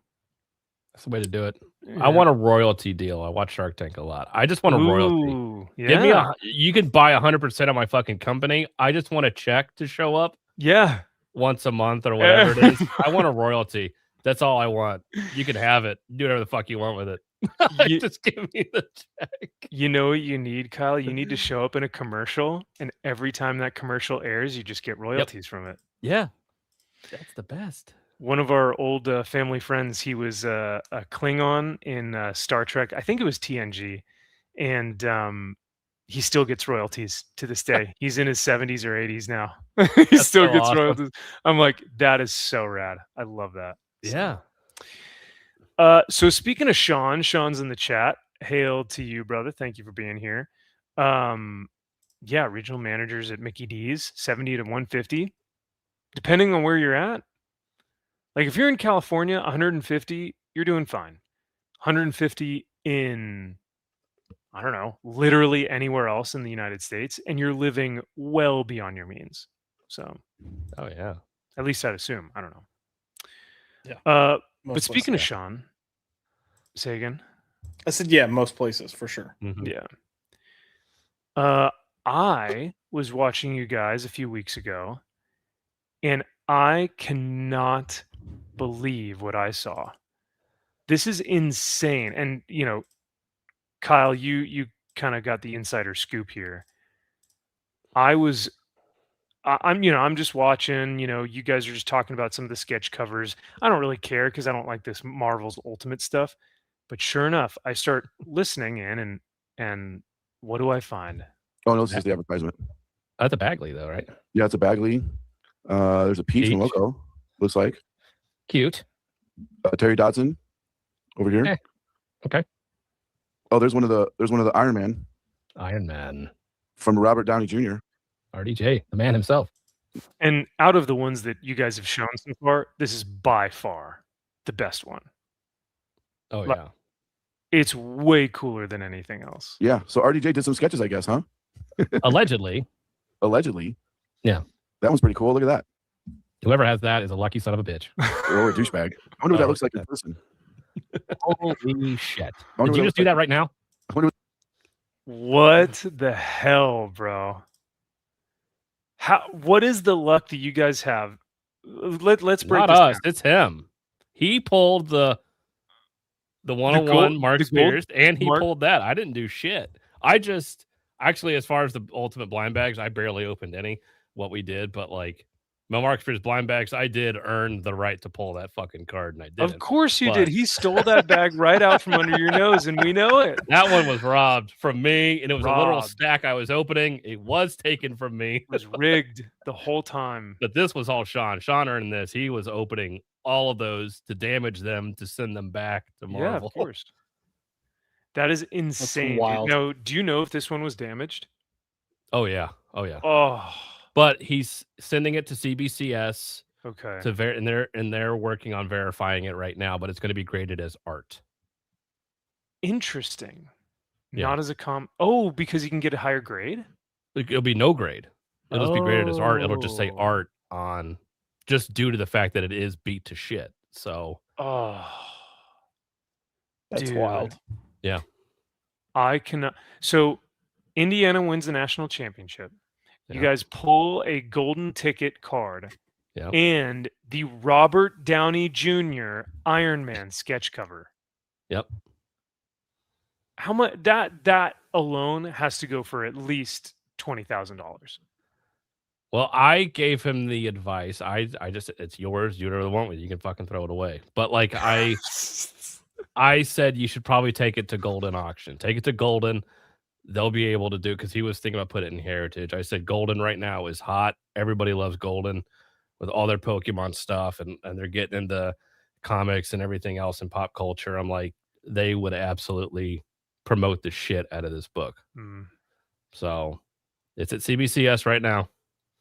Oh man, I can't tell you how much I like. That is a grail piece in any collection. Like, regardless of where the MCU is at right now, RDJ as Iron Man, and then also doing the sketch cover for it.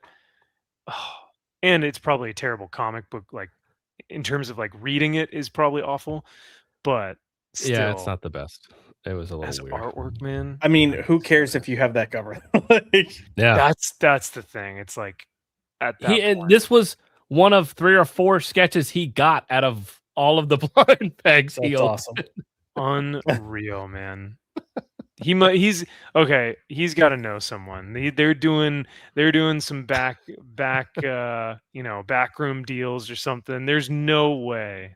We still have 3 cases of Mark Spears blind bags though. There could be a golden ticket in one of those. There could be a little. I think there's one more, so we could have it. Well, all right, Cajun. Thanks for hanging out tonight, brother. Have a good rest of your evening. Kaiser said that's a blank cover, and Sean drew that. Yeah. He just photocopied RDJ's like thing and just pasted it on there. Yep. Yeah, man. This is I'm kind of speechless. I really have no, like, I don't even know what to say. I know. That's a crazy pull. Yeah, I don't know how CBCS is going to go about verifying it. I don't know if they're going to reach out to a publicist or something with Robert Downey Jr. to say, hey, can you verify? I'm sure Marvel might, but it's like, I don't know what their process is about doing it. But yeah, if it comes back legit, there's the other one he got. Yeah. And then I think he got one more. Yeah, I don't know what it could go for, any amount of money. Yeah. Who knows?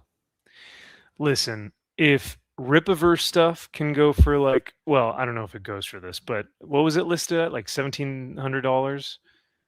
And then the Mark Spears stuff was listed at 20,000. No, sold for 20,000. That Mark Spears 9.8. Yep. You're talking about the guy that was trying to sell his Ripa collection? Yes. Yeah. Oh yeah. Did he actually sell it or no? I don't know. Maybe we should try and go look that up. The Ripa watch. We got to check it. Hey, I've got a Ripa segment for us tonight that we can catch up with. I'm sorry, you know it's coming. Come on. Seriously, at this point, Sean needs to play the lotto. That is unbelievable, man. Listen, the next time I'm around Sean, if I randomly just start touching you, not inappropriately, just touching you, don't ask questions. I'm just trying to steal some of your luck, you know. Let's just rub that head. Yeah, a little bit of, a little bit of luck for us. That magic 8 ball. Yes, yeah. Sean's be like, wait, is this the gay one? We're like, yeah, don't do that. He's like, don't touch me. Get off. Yeah. Cooties. Yeah. Rub some of that gay on me. Yeah. But yeah, no, seriously, we need to do something, to get some of this luck, because I cannot believe that he got to pull a Robert Downey Jr. sketch cover. And he didn't order that many. I mean, it wasn't like an insane amount. Yeah. So it wasn't like Mark Spears, where it's like you ordered 6,000 of them. It's like, well, you're probably more than likely going to get one. It is one of the coolest things I've ever seen, though. I don't know. It's just so rad. Oh no. Kyle touches me all the time. I mean, do you guys have an HR department? Because if not, It is Sean. well. So yeah, I was about to say they probably don't have one. So no. Well, speaking of one of the coolest things I've ever seen, I have some insider information on the next Jonathan Marks Beravecchia story. Okay. Interesting. So, I was not searching for this, mind you. But we are all huge fans of JMB. Incredible. Never heard of the guy, but okay, carry on. Yep. JMB who? So we have always given Bad Idea kind of a hard time, but we're big fans of JMB. And the two have no real correlation together. JMB's stuff has always been separate from a lot of these companies. But Bad Idea released this crowdfunding campaign called Megalith, hardbound book that looked really, just the art was incredible. Story looked pretty interesting. So I backed it. I said, you know what? This was during the era when Bad Idea was coming out with like tankers and Monster Kill Squad. So I was like, why not? Megalith sounds awesome. Well, it's been a while, and they just recently put out an update. And I said, this kind of looks interesting. I know that artwork. And sure enough, JMB is going to be working on a new project at Bad Idea. And this is the first, essentially, preview of his artwork for this new book. So they say, we are proud to present your first taste of the world of Megalith with Megalith Karma Map by Matt Kint and Jonathan Marks Beravecchia. Read the story in its entirety below and prepare for the arrival of your rewards by making sure showing blah, blah, blah, and then they just, backer kit stuff. So this is, in fact, I from what they're saying, this is the entirety of the story. But I don't know if they're maybe going to publish this in like a physical copy or whatnot. But it looks rad, man. And it's got his signature classic kind of see-through ghost figures like we saw in Bear Pirate Viking Queen.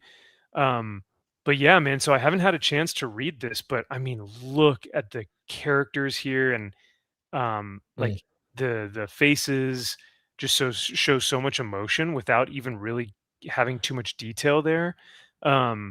A lot of this just looks very atmospheric, beautiful colors. So I'm really looking forward to reading this, but I was stunned when I saw this pop up on my updates because I mean, when was the next time we were going to see a Jonathan Marks Beravecchia book? So I don't know. He said he was working on stuff, but he wouldn't even tell me when I had him out to the shop. He didn't say. He said he's like, I got some stuff. So this is super rad. But and then when I was thinking about, I got to send this to Kyle and Josh, I couldn't send it to you guys because it's only for backers of the project. So I was like, well, damn, I don't know what to do. So I have to show it to you guys here. But that's the reason why you want screen recording and screenshots, you dipshit. No, I'm kidding. Yeah, but that's like 100 different screenshots or like a 5-minute movie video screen records. So Ezekiel says, well, just lost power here in Texas. Womp womp. Y'all take care, guys. We'll tune in later. Well, thanks for being here, Ezekiel. Take care of yourself and be safe out there, man. Hopefully you guys get the power back. So but yeah, stay safe out there. It's getting cold. Any thoughts on this Bad Larry here or anything that you guys see that's kind of interesting? I just thought it was a cool update. I was like, is this going to get printed? That's the thing. They only give us this. This is the only thing I know. I even tried to type in Megalith Karma Map, which is the story. Yeah. Or the title. And nothing came up. Like on Google, it just sent me to the regular Megalith Kickstarter. So I have no idea. But They do say read the story in its entirety below, which I'm assuming maybe they just did this as a teaser for what's it's to gotta come. be, right? Yeah. There's no way that they would spend this amount of time and hire JMB for a campaign update. I hope Right? not. I hope not. I don't know, man. Look, we love JMB, right? Because we've seen what he can do, but in the grand scheme of things, it's not like he's a known or commodity artist. So Yeah. they could have. I mean, Yeah. but what I will say, it's nice to see him doing more of a structured like comic and panel layout. I do. It's nice to see him work in that, I guess, confinement. Even though I love when he just does his thing. And I like some of the colors, especially when he gets those reds, those like kind of ethereal mood. Yeah. Yep. This, right there. Yeah. that pops. So I love it. and I know his art's not going to be for everyone. I'm sure there's going to be a lot of people that look at this and go, like, "Oh, this sucks," because it's not like a clean art style. But I love this. Yeah. Me too. And you talking about how he manages to catch the emoting with not a lot of detail, it kind of makes me think of Andrea Sorrentino when he's not, using AI. Like he has that ability that he doesn't do a lot of line work, but he's got like a mood to his art. That's what I get from JMB is like mood, atmosphere, like just substance, and you and I think that's what like classical like Renaissance. Or I'm not saying he's a Renaissance painter or anything, but like whenever I look at art as a like a piece of art, like in a museum, you get like a feeling from it. You know what I mean? And I think that his evokes feelings as well, which I think is pretty cool. Because I'm sure they're like, you look at someone like a Jim Lee, where you look at it and you go, that looks awesome. I feel nothing though. So, right. Well, that's true. Other than greatness, and your mind has just been blown to the back of the room. But other than that, yeah. Other than poor decisions from DC and that he's kind of asleep at the wheel, and yeah, that's what I feel. And he's still the best, even though he's asleep. Oh boy. Jack Frost says, "Is that connected to the megalith from Continuity Comics?" I don't know. That's a good question. I didn't know there was a megalith from Continuity Comics. I don't know. Bad idea. Put this out. I don't know. I do not know. But I know he did say he was doing some stuff with Bad Idea, so we were able to swoop him up, which is why I can't get him on a fucking cover. But I'm not bitter about it. He's too high profile for you now. Pretty much. Yep. Speaking of high profile, I was watching where'd this go? Oh, here we go. I was watching Comics Aficionados not too long ago, and do you guys know World at War Comics? I think he's been in the chat every now and then, so he'll tune in. And then he also came and hang out with us, Josh, at Dallas thing, purchase thing. And I didn't actually know the prolific interviews he's conducted on his channel.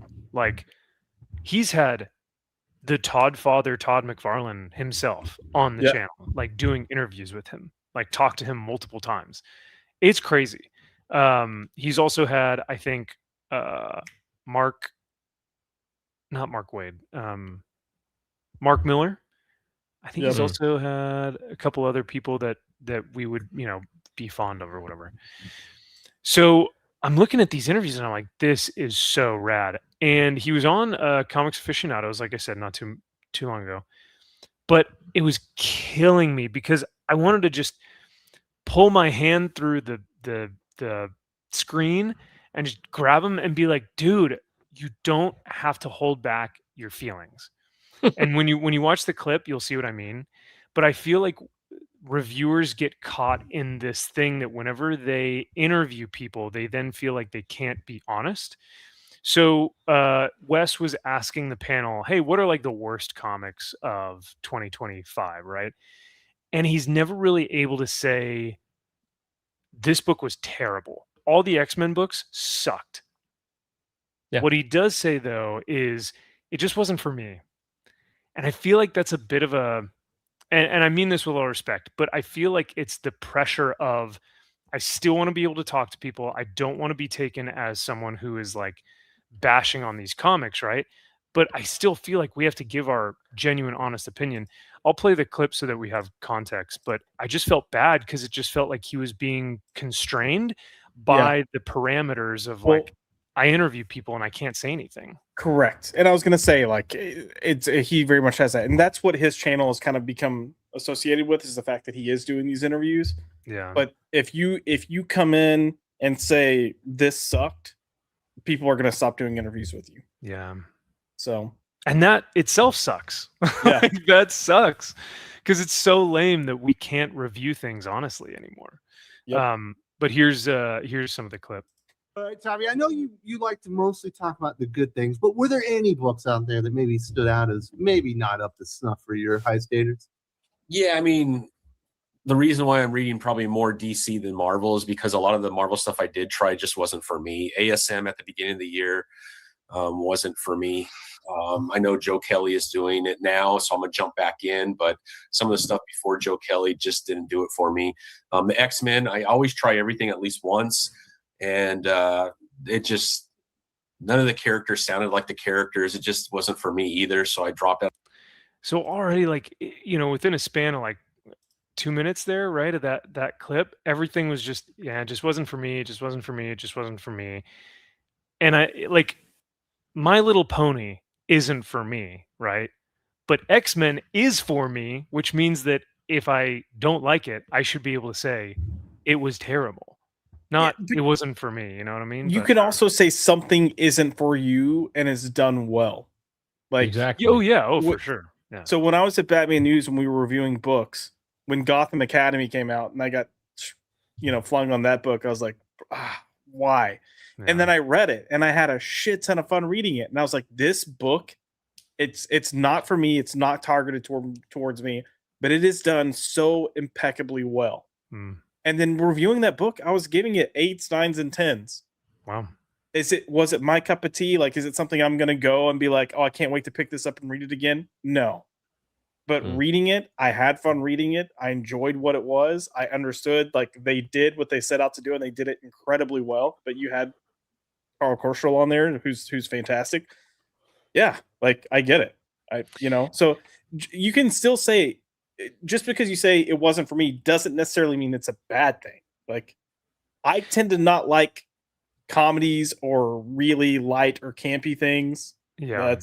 That's not my cup of tea. I like dark, intense. That's what I want. But I can still look at stuff that's light and campy and go, that was done really well. And then I can look at stuff that's dark and intense and go, that was a piece of shit. Yeah. And I can say it nice. I can say it more professionally too. But even when you say it professionally, people are like, oh, yeah, no, can't have that.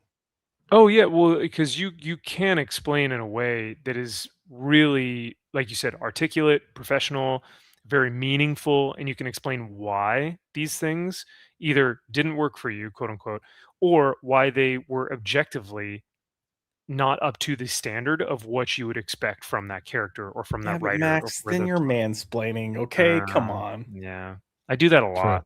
Yeah. Ugh, I need to check my privilege, man. Yeah, you should. But I do think Kyle should check his privilege as well, because I would say that something like Feral is not for him. He hates cats, and he really likes Feral. I love Feral. He likes horror, so right. Yeah. So there's a way to do it, to make something that's not for me, for you. Yeah, There's a way around it. So, but yeah, no, like you said, Max, there are things that are objectively bad. ASM is objectively a fucking dumpster fire. John Romita Jr. should not be doing comics anymore. His fucking art is absolute dog shit. Yeah, it's bad. Yeah. Was it great at one point? Sure, yes. Sure, now, fuck no. No. You're done, bucko. Just like Frank Miller, you're done. Put a fucking pencil down. You are forbidden from drawing ever again. You are ruining your name. And so, yes, there are things that are objectively bad. All the X-Men titles, objectively bad. Yeah. So it's just like, you're not being controversial. Like, what are you saying that is so bad. It's like, no. Everyone knows that these suck. Even the people that are on them know they suck. So I think Phil Simone thinks that what she's putting out is pure fire. But impossible. yeah, sorry. No, go she's ahead, a shit. I No, don't know what you're talking about, Kyle. Rogue #1 this past week was excellent. She was bebopping and scotting all over the place. She was girl powering it up. She was. And when Deathstream was like, oh, sorry, I wasn't focused on fighting this giant fucking possum, I was thinking about pretzels, because pretzels are, soft on the inside and they're all salty. Masterpiece. Oh, you mean Emo Kid? Yeah. He actually has a Deathstream. name. That's right. I forgot about him. Deathstream. What about Horse Girl? Girl? Didn't What's make going my, on with Horse my Girl? stack of comics to read. Yeah. Somehow left it in the box. Dang it. Yep. Wait, did you not read Rogue? Fuck no, I kept that in a box. I'm not reading that. No, I wish you would have read it just so I could hear you shit on it. That's the whole Sean reason read I it. brought it up now. What the heck? God, That's hell no. crazy. Kyle wouldn't read sucked. the new Rogue book, but he would read that stupid The Last it was Wolverine? well, he did read that too. Yeah. But no, he read the recent one with it's supposed to be another pop singer like Dazzler, but it's the Asian version. Oh yeah, it was what's the name of that book? I don't know, it was like K-pop Demon Hunter. I don't know, it was something similar to something like that. Where she's a K-popper and like Deadpool. I didn't read it. I skimmed it and I knew it was bad. Okay. All that being said, though, that is such a cheap bullshit. It's like, look, we have people we interview all the time on the show, and I'm gonna have people on coming up that I want to talk to. It's like, why can't you be honest? Like, I don't understand this, because then your authenticity just goes out the door. That no one believes anything you ever say. So when I was doing reviews, I shit on the Bensons when they were writing Batgirl and the Birds of Prey. I shit on that book every single month.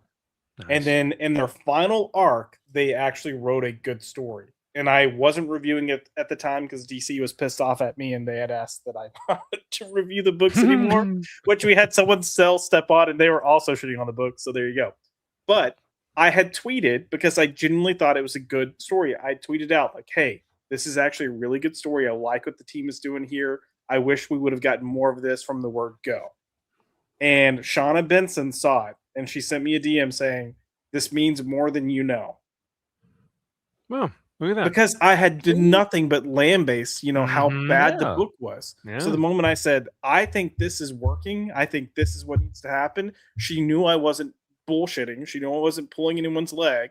Yeah. And I think because she thought, because they both, her, Shauna and her sister, can't remember her sister's name, I think they thought that I just hated them and I was probably like the devil, and they're the ones that did complain that I was mansplaining. So no! When I did come out and say like, no, I think this is good, and what they weren't tagged in it, it was just a tweet.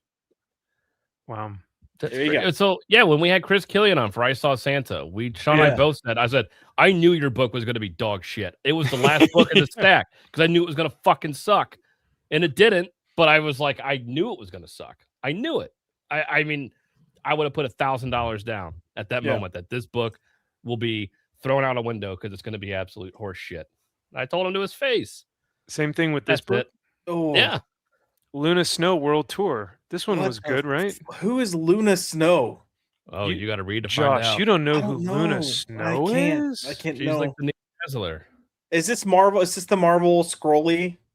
What do they call their the Infinity Comics? Yeah. No, I don't think so. I think it's well, Kyle was the one who actually read it because he loved it so much. It was an actual comic I read. It was a floppy. Luna Snow on an all-new adventure as the world recovers from Doctor Doom's takeover. K-pop star and ice-wielding superhero Luna Star hits her lowest low yet. She takes her music into her own hands and hits the road. But when a new K-pop star appears on the scene with music that's so catchy it's criminal, Luna has to shift her into her hero mode to defend the very fans who can't stand her. Can she win their hearts and save the day? Oh man. So and the answer is yes. No, and it's fucking Greg Pak. That's an automatic pass. Yes, because he did that abysmal Death of the Silver Surfer and He's made done that. a lot of abysmal things. Uh-huh. He is still riding the coattails of doing World War Hulk. And Oh Yep. yeah. Oh, yeah. Oh yeah. That's the one good thing he did. Still dining out on it.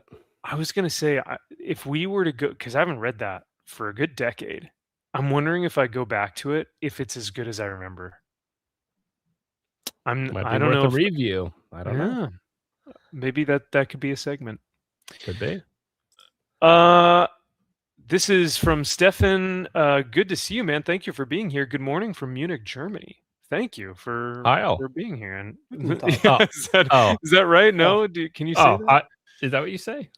Is it Guten Morgen? That's it. Close. Did I send you guys the video of the guy with Tourette's that was doing that? Oh no, I don't. think so. Okay. I'll find it and send it to you. Was it me? Oh yeah, Luna Snow is the leader of the cattle nose ring brigade. Hey, she is stunning and brave on that stage, though. Let me tell you. I believe it. She just takes up space. She belts it to the back row. Yeah. Oh well, I mean, to be fair, even the League of Comic Geeks people didn't like this. This was a 2.7, mostly negative rating. Well, they don't know what they're doing, so they don't know what they're missing. Correct. But yeah, all that being said, I just wanted to show that clip because it saved lives, Kyle. Her music changed the world. Because yeah, I just feel like too many times we get caught in this thing of like, as reviewers, we can't actually say what we feel. And, I feel bad for guys like World at War Comics because it's like if I were to say that about one book out of my top 10 worst comics, and one of them I was like, hey, you know what? I didn't like this one just because it wasn't for me. But then the other 10 are also, I didn't like this because it wasn't for me. And then number 9, it also wasn't for me. They can't all just be not for you. It's like there's something that you didn't actually like, and you can say that because that's your opinion, that's your preference. But I feel like if it's always just, it just wasn't for me. It's like, then what is objectively good or bad about it? Yeah, I don't know. It then becomes a point where it's like, okay, I'm not listening, and I've tuned it out because there's no actual criticism here. Yeah, I mean, there are books like The Dusk that are objectively pieces of shit and shouldn't exist. Oh, I didn't read that one. They're objectively bad. Anyone that looks at it can be like, this is stupid and shouldn't exist. Is it for me? Probably not. Even if it was, it's still bad. So I don't understand why you can't just be objectively like, this is bad for these reasons. This doesn't work. The art is a mess. The lettering sucks. Like, there are things that can be objectively bad. And that means it's like, now all of a sudden you can't interview this person. So what? And if they are going to be that petty, then why the fuck do you want to interview them anyway? And that's the sad part, man, is that a lot of people would see that and they'd say, you know what, we shouldn't associate him with him. Well, to be fair, if he's on Wes's channel, a lot of people won't affiliate with him anyway or associate with him. See, that's also what he doesn't realize. It's like, you're already in a corner of the internet that has turned off it's like, but also, who do you want to interview that is so controversial that I can't say anything bad about anybody? I could see wanting to interview someone like a Daniel Warren Johnson or a Mark Waid, who are notoriously, now very outspoken about a lot of this stuff. But I'm sure their stories are fascinating. I'm sure an interview would be really great. But Mark Waid's crazy as fuck, and he has been. He's always been crazy. Yeah. But if I had a chance to interview the man, I would, because he's worked in the industry for so long. And done so many great books. Agreed. Yeah. Drew and I interviewed him on Comics Elite. That's right. When we were lambasting everything, and he still came on the channel.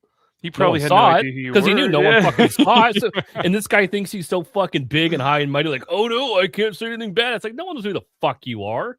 Even people that watches West Channel know who the fuck you are. Like, why do you think you're some fucking bigwig? Like, oh no, I gotta watch what I say. It's like, shut up, dude. Like, nobody gives a fuck who you are. Why do you think you're so important? There is there is something to be said that is kind of, in a way, weirdly enough, kind of like peaceful, is that when you think that people are judging you, or whenever you're out in public and you're like, I wonder if people like, is someone looking at me weird, or am I going to be judged? No one cares about you.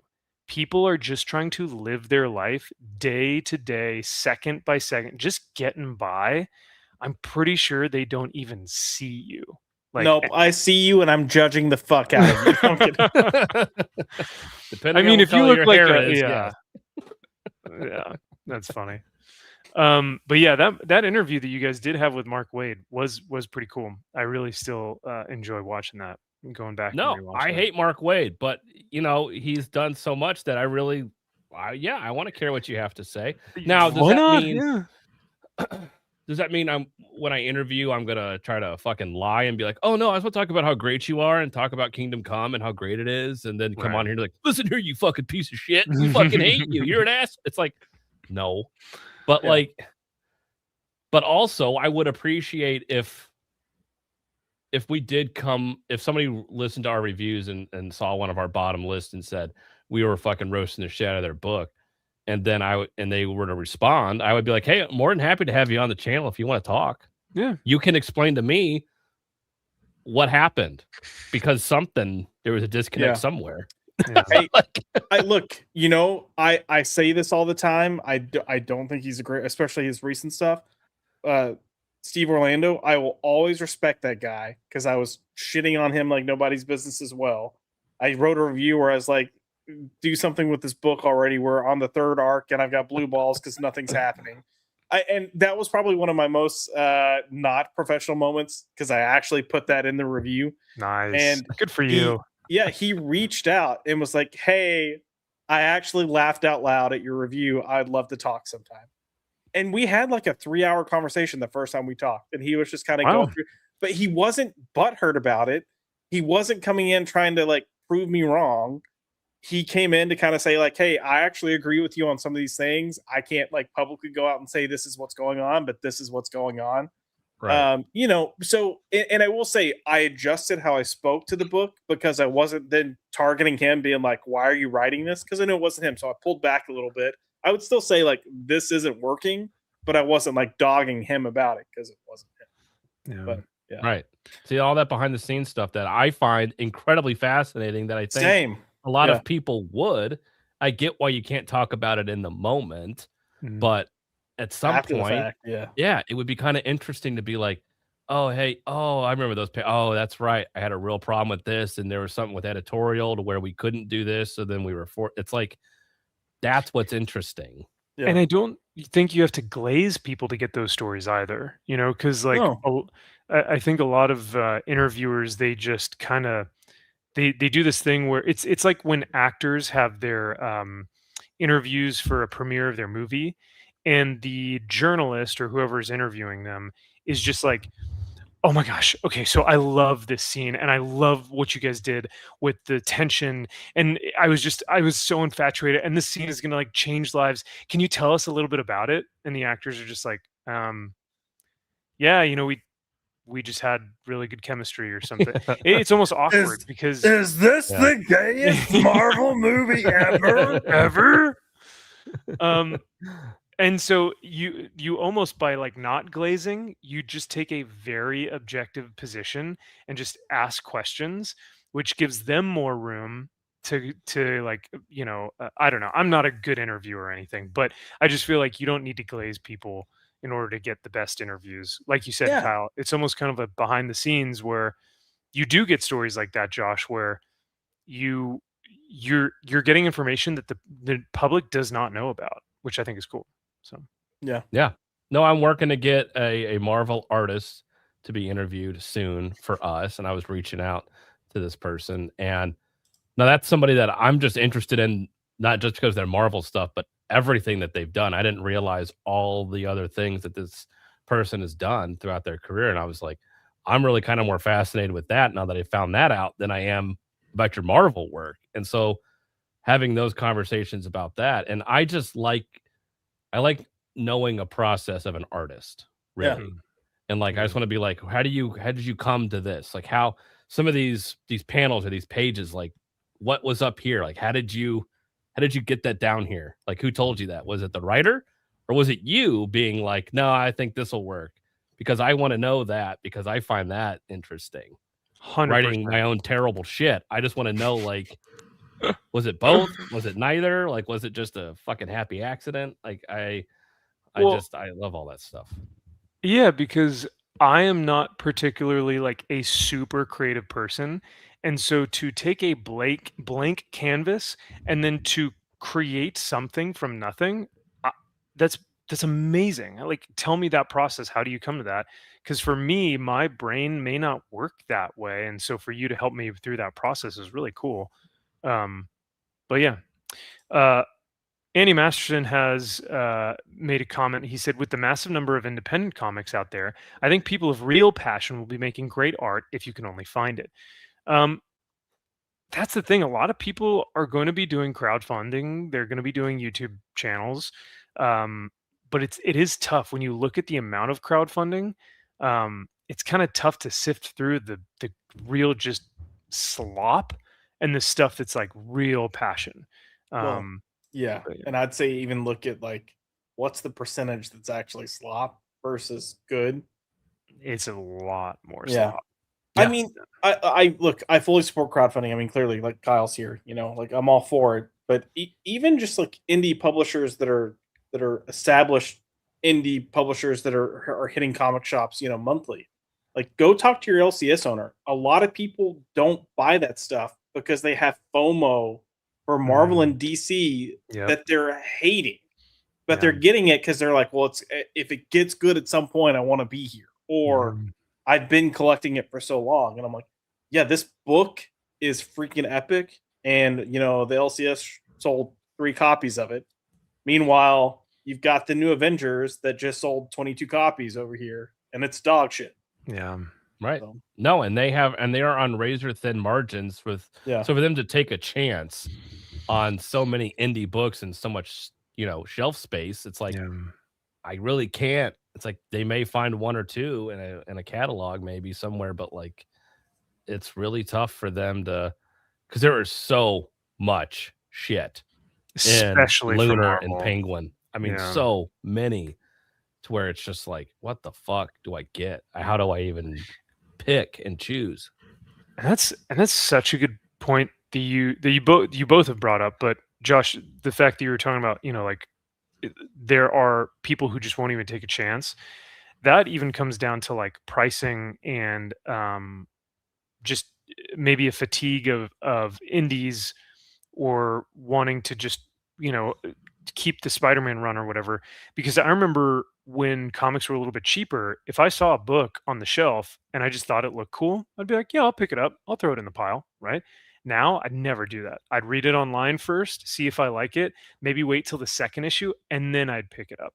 But because you have to earn that trust, and a lot of books don't do that. So I mean, if we had rewound like 5 years ago, I would be lambasting you for saying that. I'd be like, no, just buy the freaking book. But I get it now because everything is so bad. Like so many either publishers and or creators have proven they just don't care. That I'm like, okay, well, you kind of made that choice. But yeah, like if I read something and I like it, I'm gonna go buy it. Yeah. No, and if I wasn't reading Bad Idea stuff for free through the shop, if Sean wasn't getting it, fuck, I would be not reading this shit. They burnt that bridge and, you know, blew it up after they burnt it. Like they fucked everything over for me. I don't give a shit what it would be. Like that is such a hurdle to overcome. I believe it, man. Yeah, there's no way I'd be picking it up now. And so I understand when I'm sitting there and Sean and I are both putting it in our top 10s, generally whatever comes out from Bad Idea. It's like, no, this one's actually really good. You need to get it. I understand people being like, no, fuck them. I'm like, I get it. I get it. I understand. But I'm like, it's still a good book. But I understand if you are done with them. So I get that aspect of it, of guys are just like, look, I have my books that I want to read, and I really don't want to take a chance on anything. It's kind of like with the current Marvel films now. Like even if Doomsday is great, they burn me too much, and I'm just like, I don't care, man. Yeah, it's like, Like, so what? And so what? Like, oh, it's good again. Right.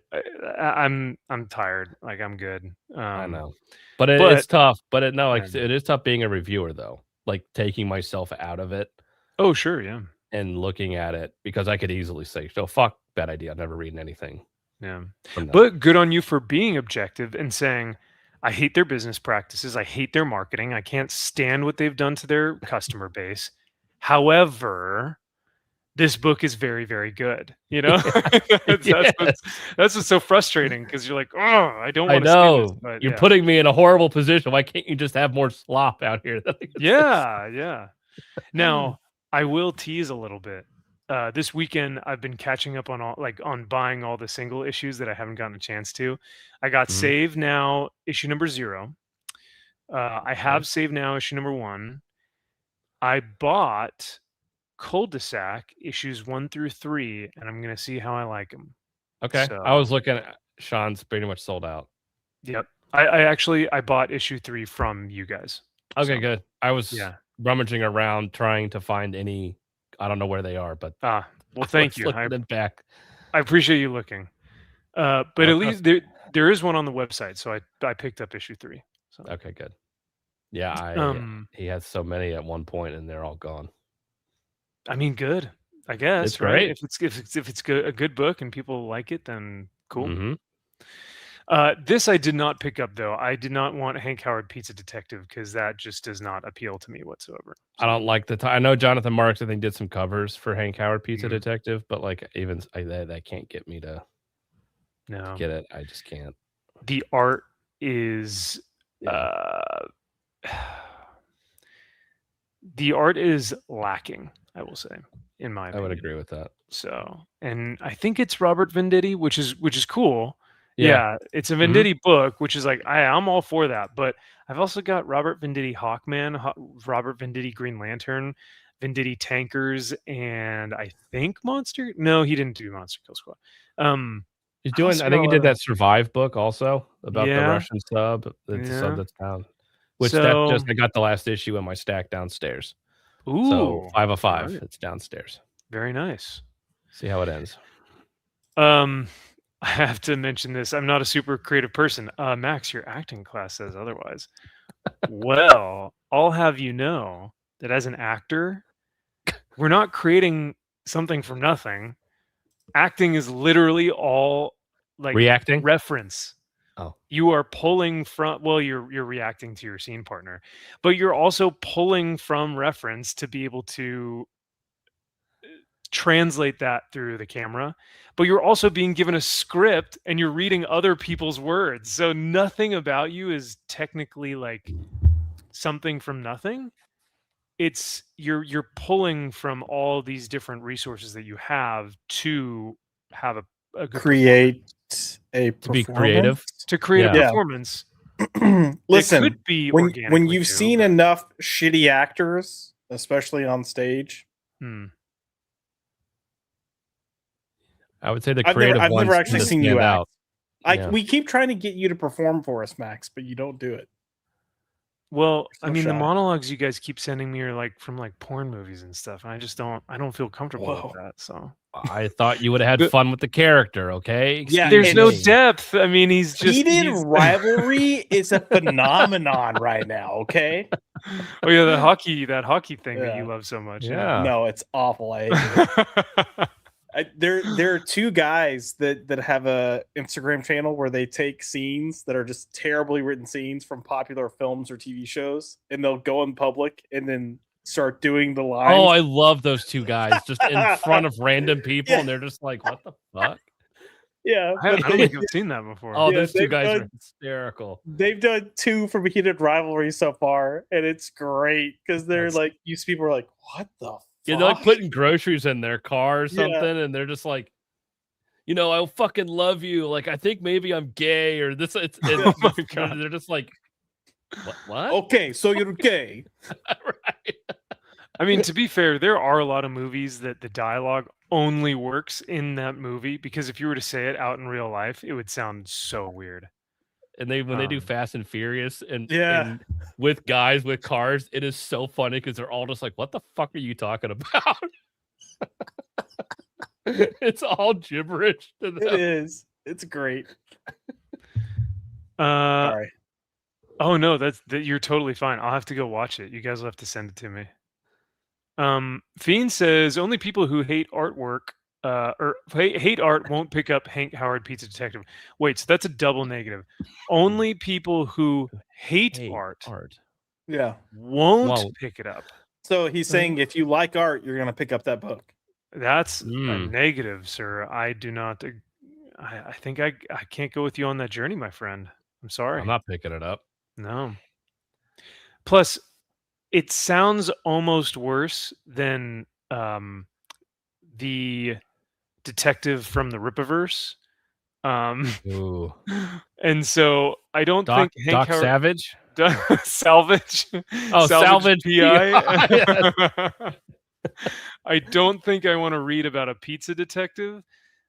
I may pick up Salvage instead. I'm not sure, but I don't know.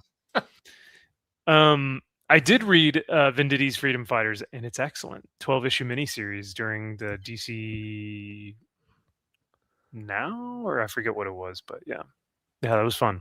Oh yeah. You know what else is fun? And speaking of indie comics, we were kind of talking about indie comics a little bit earlier, and there are a lot of crowdfunding campaigns, and like we talked about, you kind of have to sift through a lot of the crap to get to the cream. You got to see that cream rise all the way to the top. You know what I mean?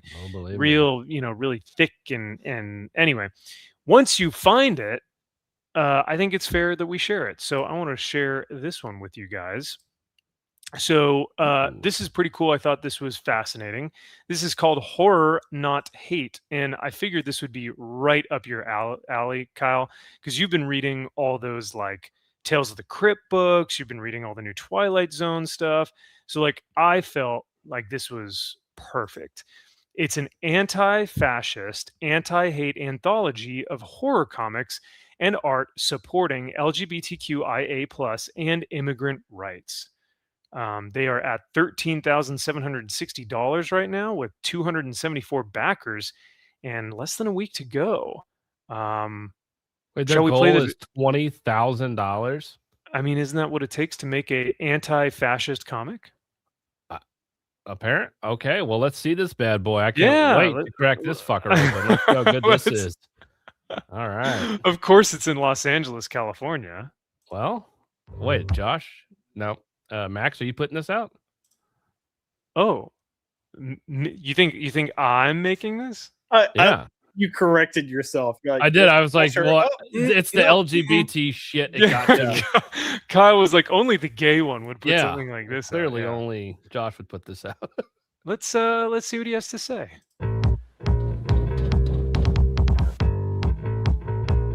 Hi, my name is J.M. Brandt. Never mind. We're good. I don't know. I kind of want to see more now because I'm like ready to rip this guy to shreds. No, I'm kidding. Yeah, let's. Okay, we're sorry. What was his name? J.B. Brandt. I don't know. Yeah, I was already lost. Perhaps we've been too harsh. Let's hear him. Let's hear him out. I'm sorry. Hi, my name is J.M. Brandt. I'm here to talk about Horror Not Hate. Horror Not Hate is a massive hybrid horror comic anthology and art book, pulling from award winners, luminaries, and up-and-comers from the mainstream and indie comics world, from the horror world, from the fine art world, from the metal world, and from the lowbrow art world. With myself at the helm, we put together over 100 different collaborators as a direct response to the current political climate. We are trying to raise funds for the immigrant and LGBTQIA community. With multiple variant covers, awesome merch, and rare opportunities for original art, memorabilia, commissions, and even video chats, I hope that you're going to open your heart and your wallet when the campaign is finished. Open your heart and your wallet. Wait, video chats? I want to talk to this guy. That's great. And funds are collected, we will be making equal donations to Churla. Coalition for Humane Immigrant Rights. Okay. And Lambda Legal Making the case for equality. to support these vulnerable communities. Thank you, and please join us in wanting horror, not hate.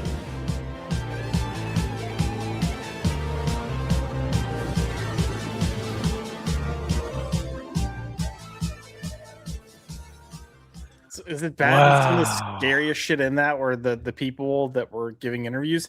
Yeah. Also, could he not have been just, I don't know, like a smidge more enthusiastic about the book? I mean, just give me some sort of Something. emotion, right? Yeah. Hi guys, my name is JB Brand, and I'm so excited to bring to you the campaign for Horror Not Hate. Horror Not Hate is an anthology collection bringing together over 100 creators to tell the stories so we can benefit immigrants and LGBTQIA. That was pretty good. Thanks. I think you need to. crying? You're a little too like you seem like you're a little too passionate about it. You should bring it Oh. down a little bit more. Okay. We're selling this book. Comic. We're selling all donations. Well, We'll go and benefit these people. I mean, with all the SSRIs, I'm sure it's really difficult to emote something. One Kaiser of these says, days, I might actually get laid. No. Probably not. Probably not. Kaiser says, get this commie crap off my screen. Fiend says, bold prediction. The villain is a white guy. Always. Oh, boy. A white guy. Wow. Of course, Destro. MG shows up right at the perfect time. Just in time for you to back it. Yep. Yeah, actually, there's only 5 days left. So, MG, get on that. They were talking about original art. There you go. From 100 different people. Hundreds. I'm like, that's why you need to raise $20,000 fucking dollars. You have to pay them all for their original art. Fucking Christ. Andy says you'll get diabetes from the pages. Probably. Type 2, that's for sure. Ugh. It is all so effing tiresome. Dude, I 100% agree. It is, and we'll read some of this because, I agree. of course. Yeah. Yes, I agree. The political climate right now is so tight. I can't.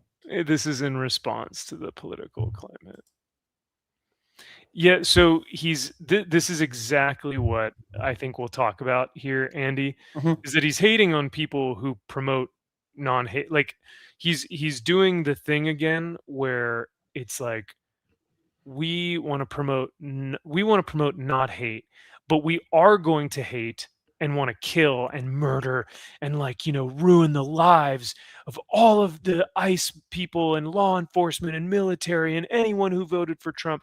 And it's like, whoa. Hang on a second. Wait, didn't you just say not hate? Yeah. What are we doing here? No, but this isn't hate because it's justified. It's like crazy eyes. Yeah. It's like, oh, great. And you want these people to back your book. Also. Yeah. The one people that have money. Oh, got it. Okay, well, you know what? Good luck. Sure. Wow. This is saying something. I'd rather buy an X-Men book. Well, it'd be cheaper. I don't know. It would be cheaper. That's a good point. Controversial comment, but I think I'd rather back this book than buy an X-Men book. Because some of the art that popped up in the little video actually looked decent. Agreed. So I might want to. That money is going towards immigrant help, whatever the fuck else bullshit they're claiming. Oh, that's true too. Right? Yeah, never mind. Like, fuck off. I don't want any of that money going towards any of that shit. Yeah. No. Oh my lord! A physical copy is $40. 200 pages of socially conscious. God damn it! I want to fucking set this Kickstarter on fire. Like, oh my god! Do they have the $5 digital option? Yes, they do. Okay. They have a $3 get up and fight. Nice. You don't have the cash to spend. We get it, but you also want to support what we're doing. We'll take what we can get. Your money will be greatly appreciated. Yeah, you're not getting anything. You're just donating money. Like 11 people did that. Yeah. Oh, the PDF. The PDF is $20. Go fuck yourself. $20. 75 people. Oof. Faggots, Wow. I swear to God. So here's the thing. I am gonna, obviously people are gonna be like, oh, you don't want to support you don't want to support the marginalized and the oppressed.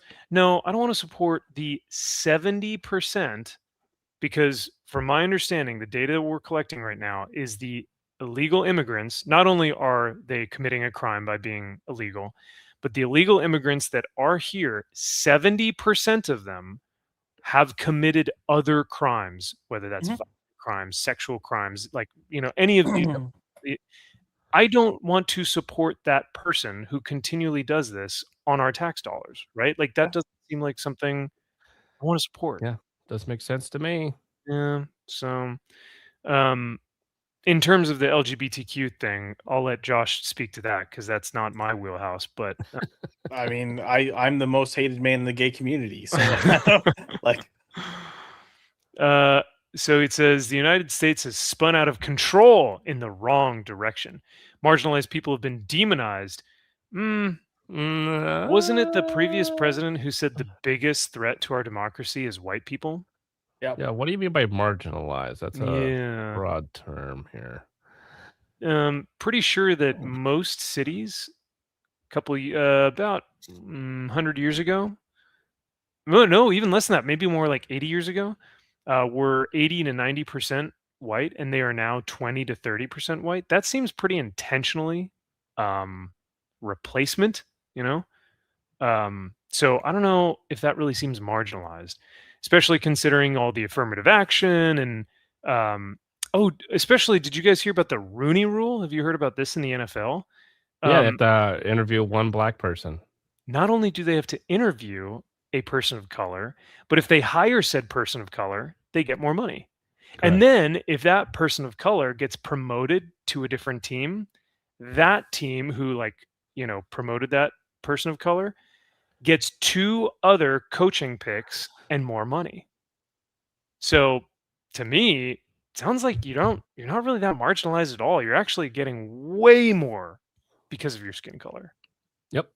So I don't know. I know this is all very controversial, but I'm kind of sick of playing the game of marginalized communities and terrorizing the community. It's like these are criminals and villains. These are people who are committing heinous acts and crimes, and we're just cool. And we're violently ripping them away from their homes and their families. Gosh. Yeah. We're beating them in the streets. We're Rodney Kinging them every dramatic day. fashion. Yeah. Did y'all see that video of the gay that was like, I just don't understand why we can't do this the way we did it under Obama. He had the right that when he had his leader of ICE going through and getting it was the it's Tom Holman. Yeah, okay, it's the same guy. And then Tom Holman's like, well, if we would have the cooperation of the cities, we wouldn't have ICE going into your neighborhoods. But no, you don't want that. So this is what we have to do. Dude, that's what's crazy is that the jails, the prisons are actually the cities are putting the jails on lockdown. So they're having to go into the communities because that's what they want. They want chaos. They want the news and the press. Because then they can go, oh, look what these conservatives and Republicans and Trump or whatever are doing. Exactly. Isn't this awful? See, we told you he was like the Nazis. Yep. Dude, 100%, Andy. Most of these battles were won in the 90s. Yeah. And that's why they're having to bring it up again, because they're like, we had it too good. And they can't make money if things are peaceful. So it's true. Oh no, the kids from the Leering Center. Oh my gosh. Oh, I'm sorry to hear that. No. And yeah, Kaiser says, I don't know if I can say this, Kaiser, but I'll say as a person of color. You can say as a beaner. He's saying it. But he can say it. I don't know if I can say it. Can I say it? Of course sure, you can. Why not? You're quoting him saying as a beaner. How dare you say that out loud? It's like me saying as a faggot. The reason I make a point to say, and I'm sorry if you get upset that I say this on your channel, but you'll get over it, for at least for now. Yeah. The reason I purposely say faggot is because I think it needs to come back. I think you can have normal gay people, and I think you have faggots. And if you act like a faggot, you're a faggot. There you go. Also, Yeah, this might apply to other things, but It's agreed. it also was just a term of endearment for like buddies that were like, it's like when what's his name got all uh when he got lambasted for in the NFL, he said, we were just playing in the backyard playing smear the queer, right? Oh yeah. And then He said that. everyone was like, oh, he said queer. And I'm like, wait a second. Don't you call yourselves queer? yeah, Like Q is queer and LGBTQ, right? I Yeah. thought.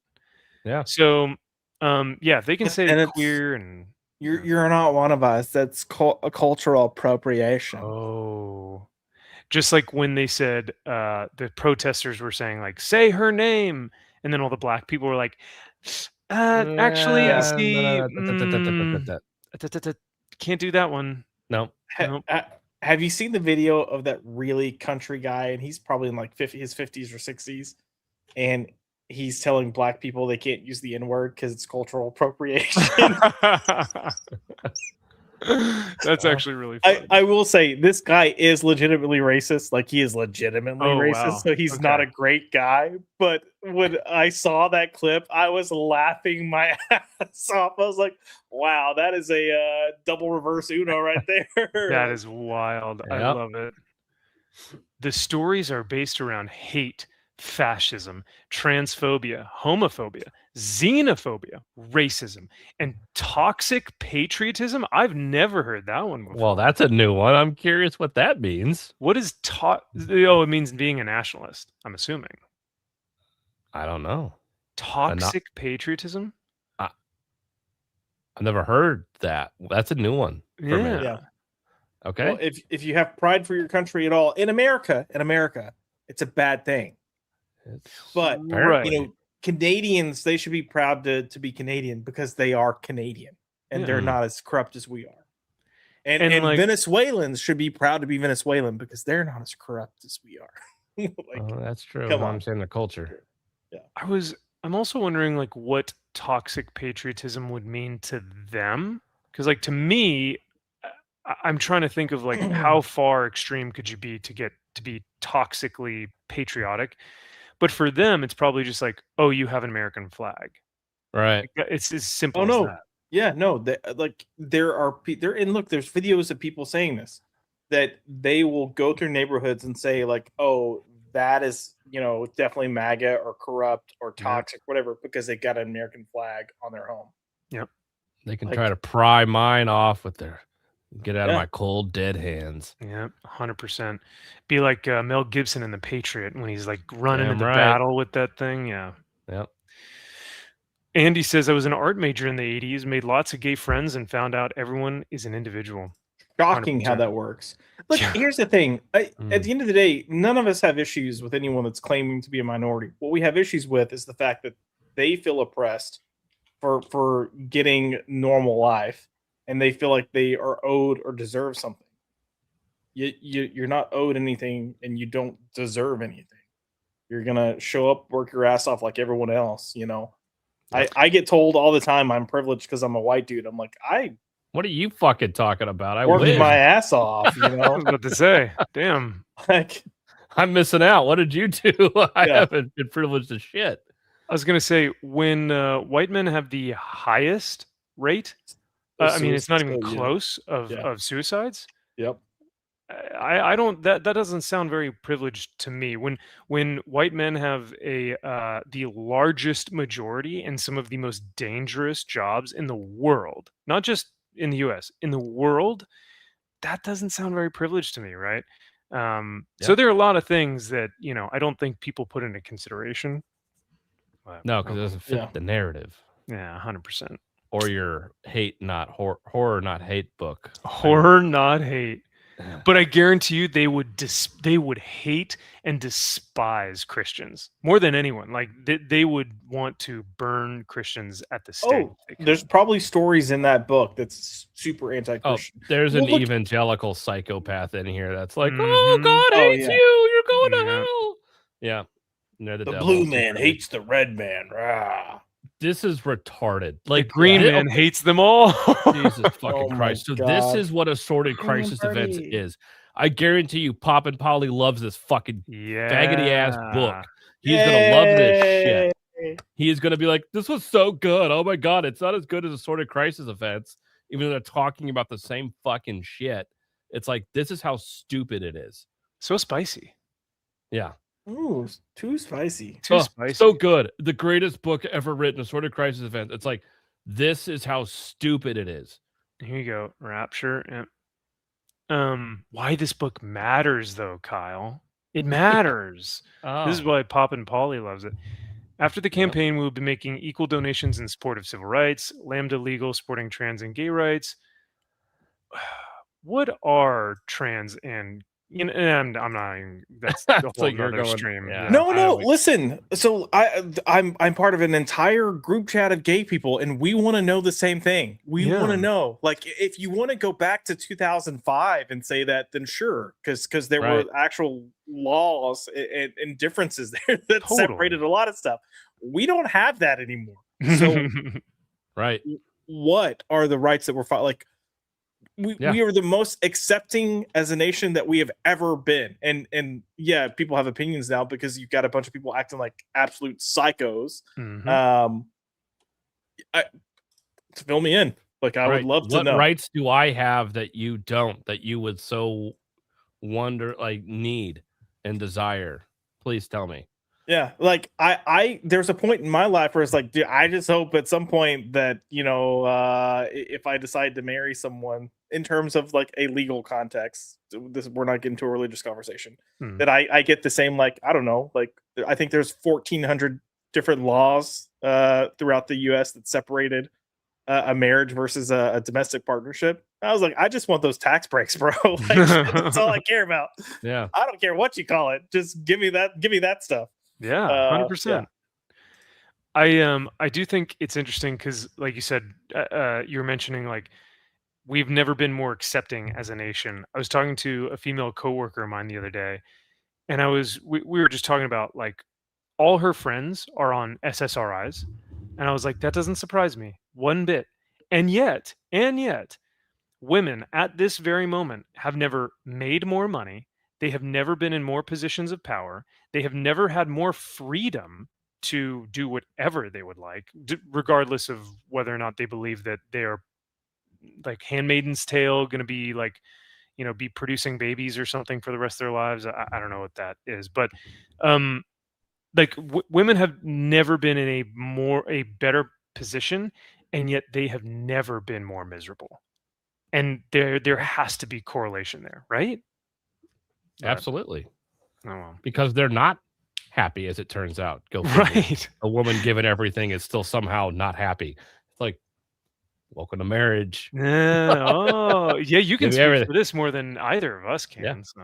Yeah. Well, and then, hey, like, even in the professional industry, when you go in the career field, women are like, oh, they're never happy with what I'm doing. It's because I'm a woman. No, it's because you're in the role of leadership. You're always going to have someone saying you're not doing it right. You're always going to have someone questioning you. You're always going to have someone saying, you didn't do this well, do it this way, it's better. It has nothing to do with you being a woman. You're a leader. Correct. You are now seeing why the suicide rate for white men is as high as it is. There you go. Congratulations. And it is really interesting too how, if I, like, in the workplace, if I do something that's wrong, or if I, like, mess up something, I never first go to, oh shoot, it was probably because I'm a white male or something, or it's because they think that I'm trying to mansplain. I always go, man, what did I do wrong? Or how can I get better? Or, like, it's just self-improvement. Like, no matter who you are, is always going to be like I would assume, like, a positive thing, right? But yeah, it's just funny how our minds work totally differently. But I did want to read this last part because it says, we want to raise as much awareness as possible. Be a voice for change. Be a voice for common decency. Time to opt in for horror, not hate. Now, be a voice of change. Be a voice of common decency. There is this, like, LARPing that I think a lot of people are doing right now, male, female, trans, whatever you are, there's this LARPing about being this like hero in their own minds of like, I'm gonna change the world, right? Like I'm gonna stand in front of cars and like stop the tank that's coming for us, or I'm going to stop the bullet and they LARP in their heads. And this stuff, like these comics, like embody that. And they're like, you can be the change. And then they actually get out into the real world and they're like, oh, I don't want to do this anymore. I can't do this anymore. I don't want to or they actually, they do it and then they see what happens. And they're like, man, I just got my ass handed to me. And I think this is what is wrong with a lot of this messaging, this propaganda, is that it's giving them this like false sense of, they're gonna be martyrs for the cause, and it's like, no, dude, you are protecting child molesters and like serial killers and like awful people, Right? And you're gonna risk your life for that? Like that's crazy. Yeah. So I don't know. I mean, yeah. So all that being said, we got a little too. I initially was just going to make fun of that or give that mayor a hard time about not knowing English, but this got way political, and hey, sometimes that happens. Do not apologize. Do not apologize. No, I know, and I took it extreme too, but no, that's great. But when you do get a book like this, I mean, how can you not? Sorry. Oh, God. I'm terrified. The middle. Oh my God. Yeah. Sorry. Sign memorabilia, commissions, video chat. Nice. I don't want to. Oh, no, thank you. So there you go, boys. Horror Not Hate. You got 5 more days to get the 20K. I mean, hey, I didn't think that they were going to make it, but the fact they've already raised almost 14, that's a lot of money. Yeah, it is. I don't know if they're going to hit it. It'd be hysterical if they didn't. I mean, even if they didn't, I'd still be impressed. But some homo's gonna come out at the very end and just drop a shit ton of money because half of them are rich because they don't have kids. But that's true. Yeah, or one of them on the thing will fucking back it themselves. Yeah. Well, I got a loan to cover the cost. Oh no. Yeah. Well, if they're black, they can't get a loan. Remember, because Black Captain Falcon America taught us anything. It's that black people can't get loans. Thank God. I mean, that's. very terrible. Hey, I know we were talking about the Massachusetts mayor earlier, but have y'all heard about the Seattle mayor that took over? The female? I don't believe so. No. The one that's never actually held down a full-time job. Oh no! Wait. Sorry. Go ahead. Keep talking.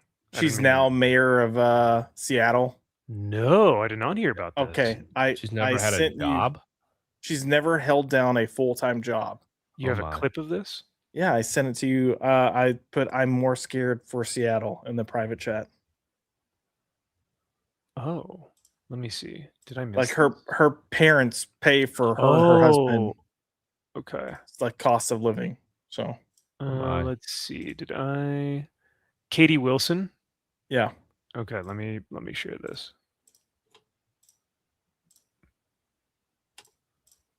Lived off of her mommy and daddy in their basement up until 40. Never owned a car, rides a bicycle. She's a community organizer making $75,000 a year now.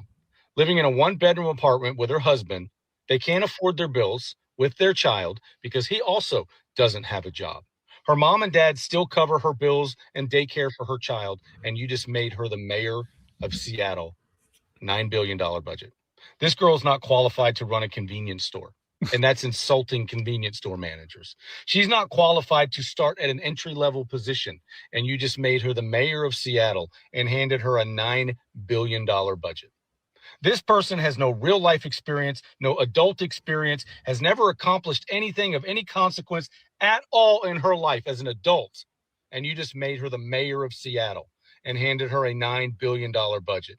And she says she's going to hire people of color, Native Americans, LGBTQ members, and open grocery stores owned by the government. Yeah.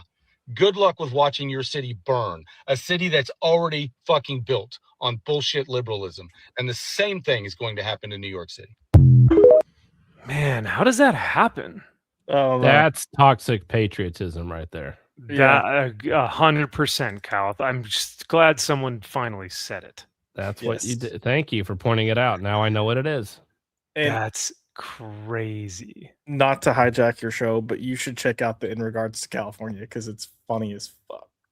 Oh, the one about Trump running for governor? Oh, no.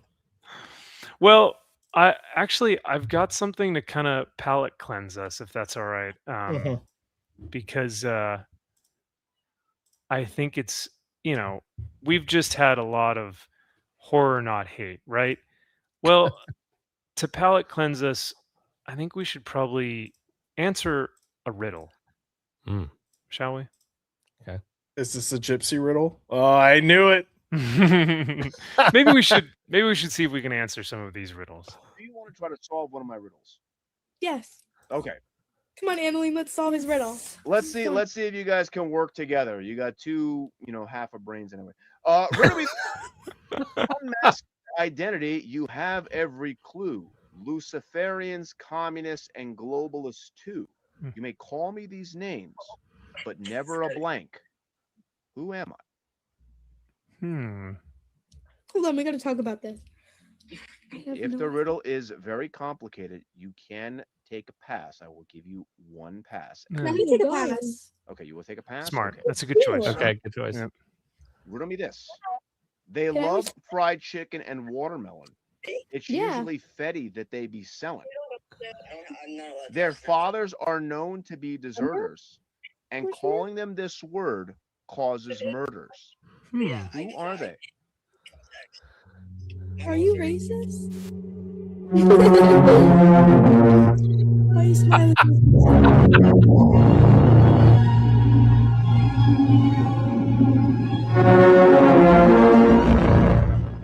Oh my gosh. That's wild. Why are you smiling like that? Who are they? I don't know. Anyway, I don't know. Those are tough riddles. I don't know either one of those. I got nothing. Fiend says people To annoy you. Oh. Oh. Yes. Neanderthals. That's it. Yep. Oh, you know what? I was gonna talk about this, but that would be a really bad segue. Shit. No, I'm curious. So now, because I was no, I can't say. I'll put it in the private chat. I will say, I do think it's funny that you've got all these videos of Gypsy out there, just like totally. But then, oh god, that's a perfect segue. No, I don't think I can. I think you need to at this point. You gotta have to. It's a natural segue. Yep. Oh boy. But sorry, yeah, you were talking about Gypsy. Oh, I do like when he is actually wholesome. Like he ends up having like a younger person, and he's like, "Oh, I'm not gonna do this. What I'm known for him." Yeah. So. You can tell, like I've watched a couple of videos where he's like mask off and he's not doing the bit anymore, and he's just kind of having a conversation with people. And outside of his bit, you can just tell he's really tired. You can just tell that he's really kind of fed up and he's tired, and he's like, "Man, I got nothing to lose anymore." You know why he started speaking out, right? He got assaulted. He literally got assaulted for just walking down the street, didn't say anything, didn't do anything, and he got jumped. Yeah. And then he started speaking out, and then he wasn't really saying anything controversial. He was just speaking out about how people act. Yeah. And it was like general say, like he wasn't even having a racial slant to it. Just like the fact that people are acting like this is insane. Yeah. And then people started calling him racist and everything else. And it's like, all right, well, if you're gonna call me that anyways, then I'm just gonna go ahead and go. I'm gonna stoop low. But well, dude, that's not saying it's right. Just saying. Yeah, no, and that's what Zoomers are doing. I was talking about this with a friend from Turning Point, and so many of the Zoomers are at a point now where they are dropping hard N bombs with the hard R. They are dropping, every Call of Duty, what is that? Lobby gamer word slur. They don't care about the like. I'm trying to think of like all the hot topic issues, and I could list them all. But they're in this place right now where they are so desensitized to it all that they're just like, I don't care, man. Like, I see it every single day, and so I'm just gonna speak out about it. And I'm like, wow, that's bold. That's a strategy, Cotton. So Good for you. Good for you. So I will. Let's see. I was going to talk about Rob Hunter. I don't know if you guys remember that guy, but Speaking of shady piece of shit Kickstarters, talk about terrible Kickstarters. Is that the guy that was like, I did this to, so I could live off the money, but now I don't have, Yep, 100%. Yep. And You guys didn't give me enough money. Yeah, because he was using it to like live off of, like you said. He thought it was for like rent and bills, food. It's like, no, this is for your book, man. Now this was the cover A that I got, and granted, yes, I'm an idiot. I bought into this. I paid $30 or something. I think I paid for the digital and the physical, because I thought, hey, this looked kind of cool. I wanted to see the art, and it's AI. Sure enough, it's not real. I didn't even see this, and I should have. But he was on an art show with Ethan and the Comics Get Kings, and I'm pretty sure he just AI or 3D asset all of this stuff. So here's one of the clips from it.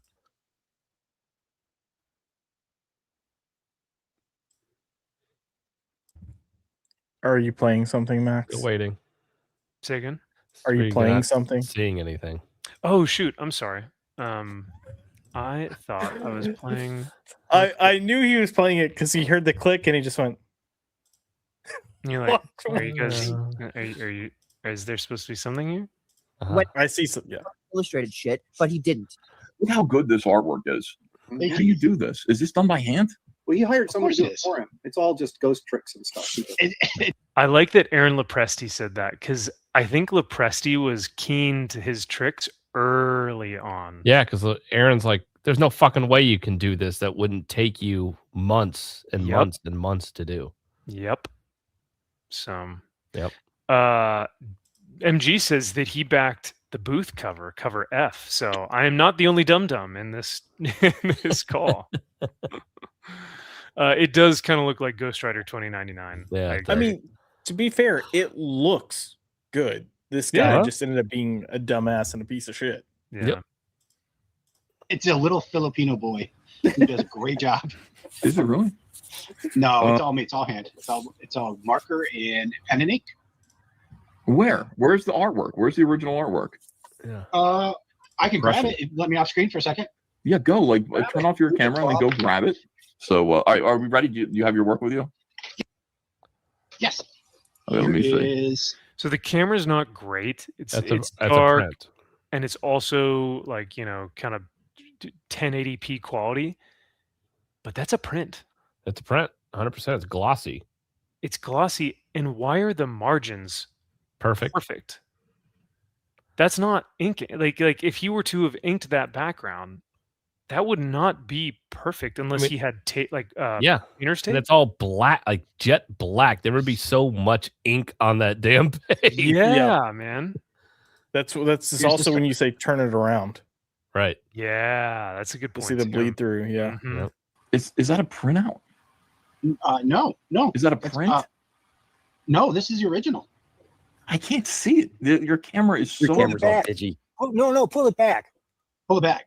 Yeah. Really?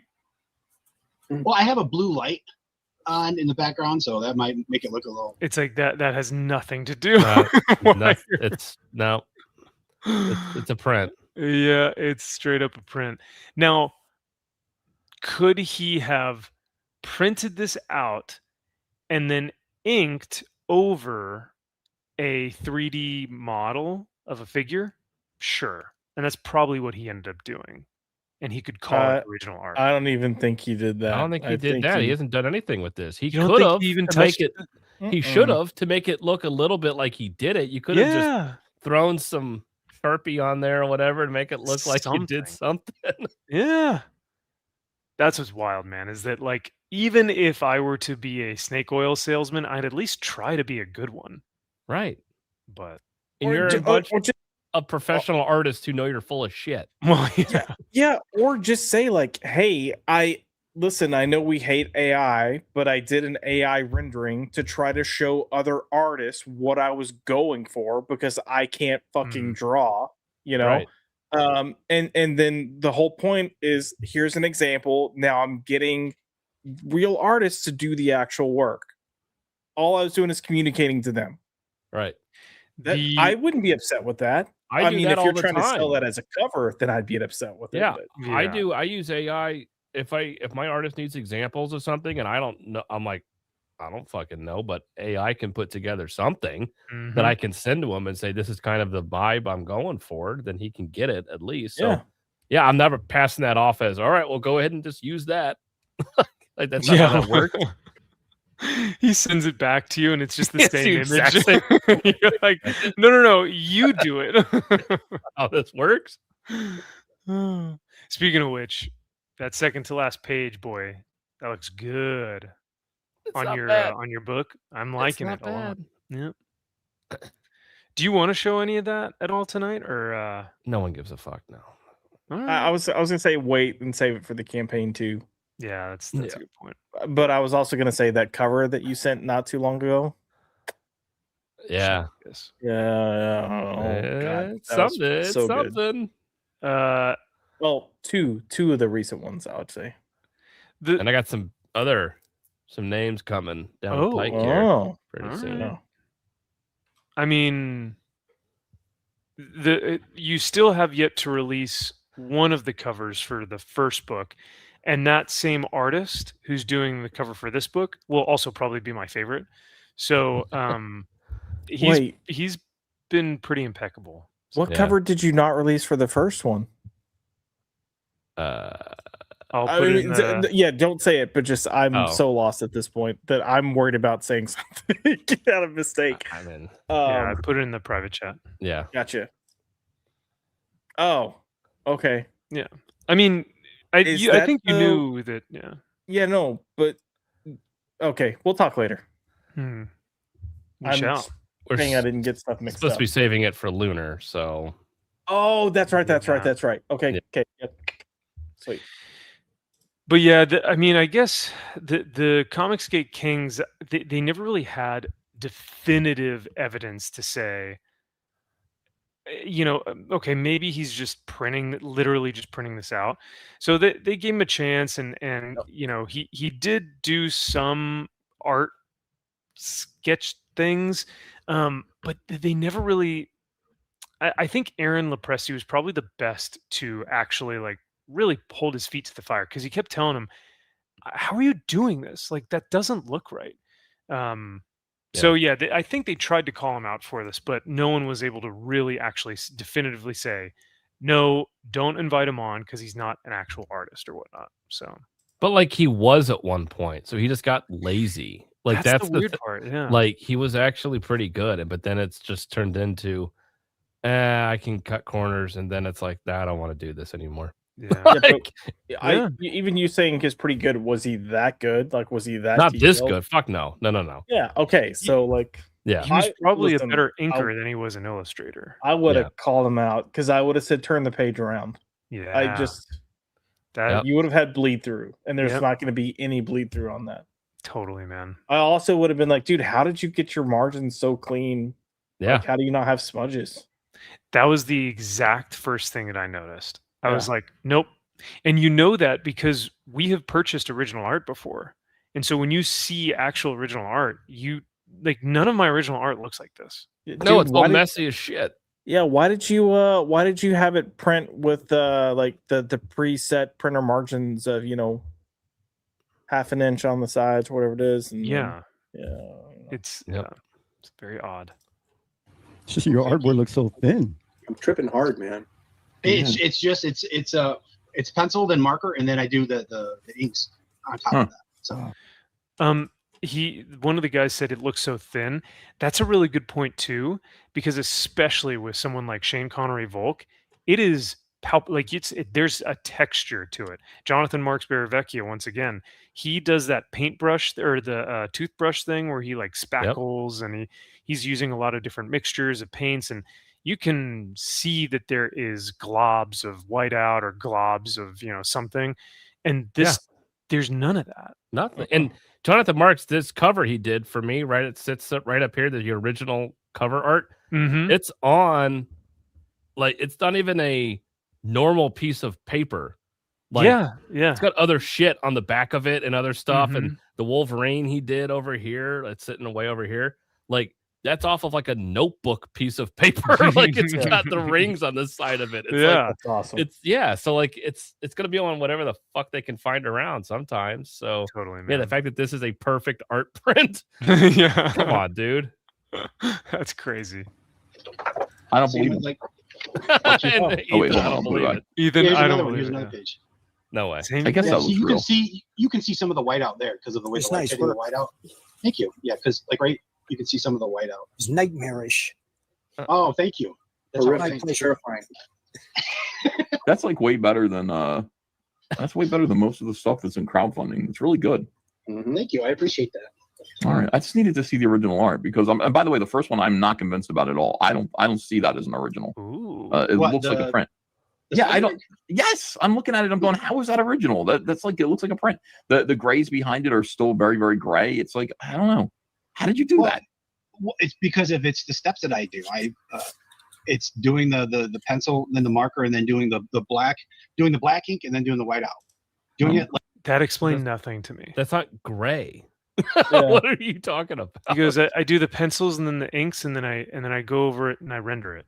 So it's because of the steps that I do. I do the pencils, the marker, then the ink. So I'm like, you mean like every other fucking artist that actually uses pen and paper? I'm like, you do realize who you're talking to on this panel, right? Yeah, like actual artists not even actual like they get paid. They paid to do this in the industry. Like for decades. And you mean to tell me you're trying to explain how you pencil first and then ink, and it's like, no, really, you do, huh? Oh, it's the pencils. That's what it was. I didn't. Stupid. I didn't even realize. Too funny, dude. Also, by the way, Ethan has tried to fix this, but he went back to it. See how can you see? Is my cursor on here? Here we go. Yeah. See how Ethan's window is maybe 40% of his actual screen? Yeah. That infuriates me to no end. It is one of the worst things that is about either Comicsgate Kings or what's his Rippaverse thing whenever he does Trash Cast. Yeah. Like, it is I can never see what he's looking at because his screen is like this, and it's not actually taking up the margins of the computer anyway. It's just like minuscule thing, but like that in layers. I literally treat the markers like it's an underpainting. All right, so good on you. Oh, we got a nice. It just means it takes longer. I'm stunned. I've known Rob for years, and I didn't know he could do this. That's why I think he's like hiring Filipinos or something to draw this. Yes, thank you for saying that. Yep, Aaron still knew he was Filipino, the Filipino boy. Yep, I knew he was good, but he's not this good. Like it's I don't. Look, we got those grays again. How did you do those grays again? Oh, it's just my process. It's the whiteout. The whiteout makes it look gray. It's like what? But you said white and it's gray. Gray doesn't make sense. Because if we were all inks in original, this would look like a giant blob of ink. Yeah. Well, for every successful panel I had, all I can see is the panels that didn't work out the way I wanted them to. So. Yeah, I mean, this is interesting here. Like, this really took a lot of thought. Like, Aaron, I want you to really, like, first of all, think about Rob, who, it's Rob over there. So then this kid, and I don't know what this stream is, But this guy talks about how he hired Rob to do a book for him, and he gave him like, I don't know, 17, or it was either 7,000 or I forget what the actual number It was. was a good amount of But money. he gave him a ton of money, dude, and never got that back ever. So Sorry. Yeah, no, it's fine. I didn't follow that. Oh, sorry. Did you guys say something? No, did he not like come up with a contract? Like, that's a good question. I don't think so. I feel like this is a long clip. We won't watch the whole 20 minutes or whatever. But I think at some point during this whole thing, he does talk about how he's like, now I know, and every artist that I commission, I will have a contract with. Common sense. Like, no offense, but that's common sense. Totally, yeah. Like, oh, we're just gonna handshake that I'm gonna pay you 17,000, and you're just gonna do the art. Like, absolutely not. I'm writing the most basic Hillbilly contract ever. We're both signing it. There you go. Yeah. Yep. But I think within comics, I feel like people just think it's like this creative wonderland where people just kind of do stuff. And Then like, you wanna write a deserve to comic? lose your money because it's still a business. Like, And that's the thing that people don't take into consideration. But I also think it's just people of a certain age group and the fact that they are just retarded because we don't teach them any common sense or life skills. that could be it too. Yeah. Oh yeah. That whole incident. Yeah. Very So he's a close. fucking piece of shit. Raider? I have never, Mhm. ever spoken negatively about anybody who's ever worked with me. Even though I might have not liked their work that much and then moved on from that artist, I've never once shat on any of them. Rob Hunter was the only guy who I will shit on at this point because he legitimately used 3D assets to make his entire book. He pretended like he was drawing shit. He fucking told people he was drawing shit live at a certain point after I'd worked with him. Maybe a month or two later, he was on certain shows, like he was on Greybeards. You guys know that show, Greybeards? Mhm. Sure. But to go into this whole scene and pretend like you are drawing shit when my comic didn't fulfill the campaign, said, hey guys, he essentially told everybody that while he was working on the campaign, that was the only thing that he was doing. That all of the money that went to the campaigns was like what he was living off of. He didn't have any other job or I think, and then they get to Greybeards, which is Aaron's show. Yeah. Then they have to draw. You know, as Greybeards are, it's like you gotta Yeah. fucking draw on screen live. Then you got to put your money where your mouth is. Yep. And he pulled out well, he was off screen. The whole time he was never on camera, and so Aaron of course was talking shit, saying, "Oh, of course Rob's not on camera. He's probably fucking using AI or some shit to make his Well, stuff." what yeah, that's crazy, dude. Where did Dan and Rob go? I'm getting ready. I'm positioning this. He's doing his stretching. Well, I got to move the camera from one side to the other. In the race, even though he's already knows he's out. It's like I get caught riding a bike in the marathon. I'm still going to finish the marathon. Yeah, I remember It's one of my favorite issues of Daredevil. What is that? Exactly. Is that Hulk? It's a Doomsday, I think. But it looks like he just put like ink around He the inked edges. around and yeah. Yeah. Already done. Are you done, Rob? No, I still got to do a bunch of stuff. And I also, when I was doing the marker earlier, I gave him a dark beard. So that's me. Now I'm going back in with whiteout to lighten his beard up. Yeah, when you say Rob, are you done? What you're saying is, so Rob, you cheated. I mean, that's Well, no, yeah. Well, of course I did. I admitted that from the beginning. There's no way I could have a conversation Don't forget. or actually work on this in a hurry with the pressure on.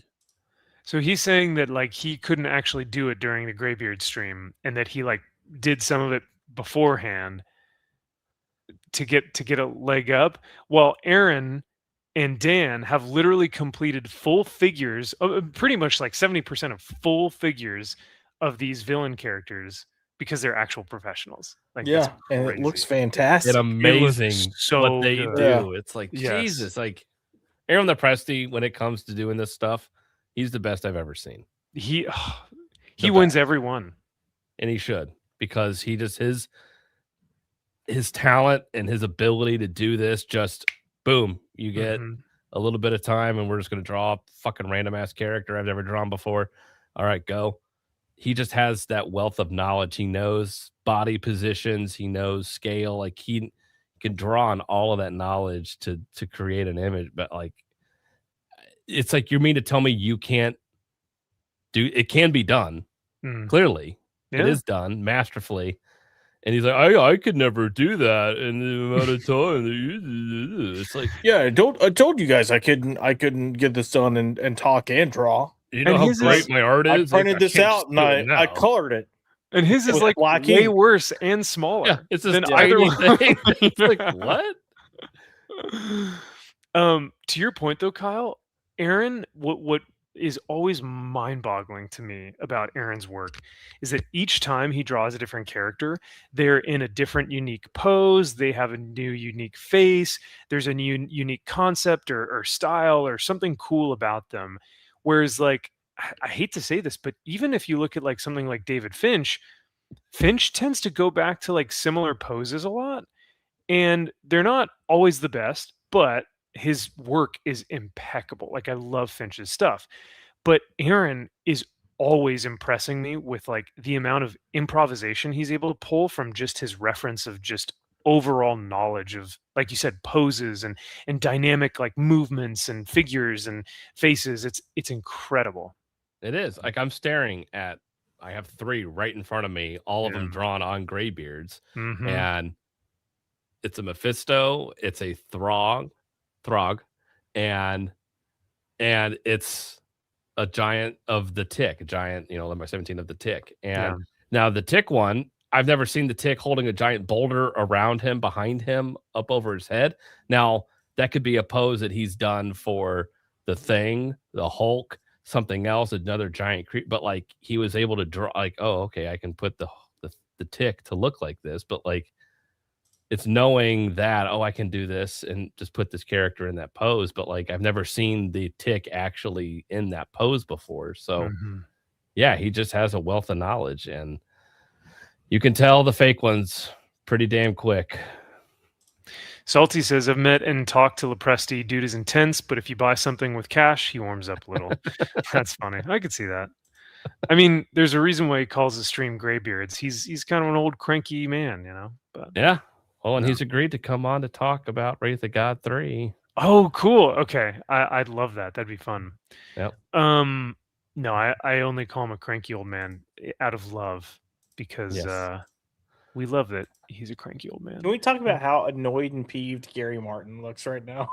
Yes. Like, yeah, from an inker's perspective, Gary Martin, great inker. Did And this it's like, fucker just really get a print out and color around the edges and call it art?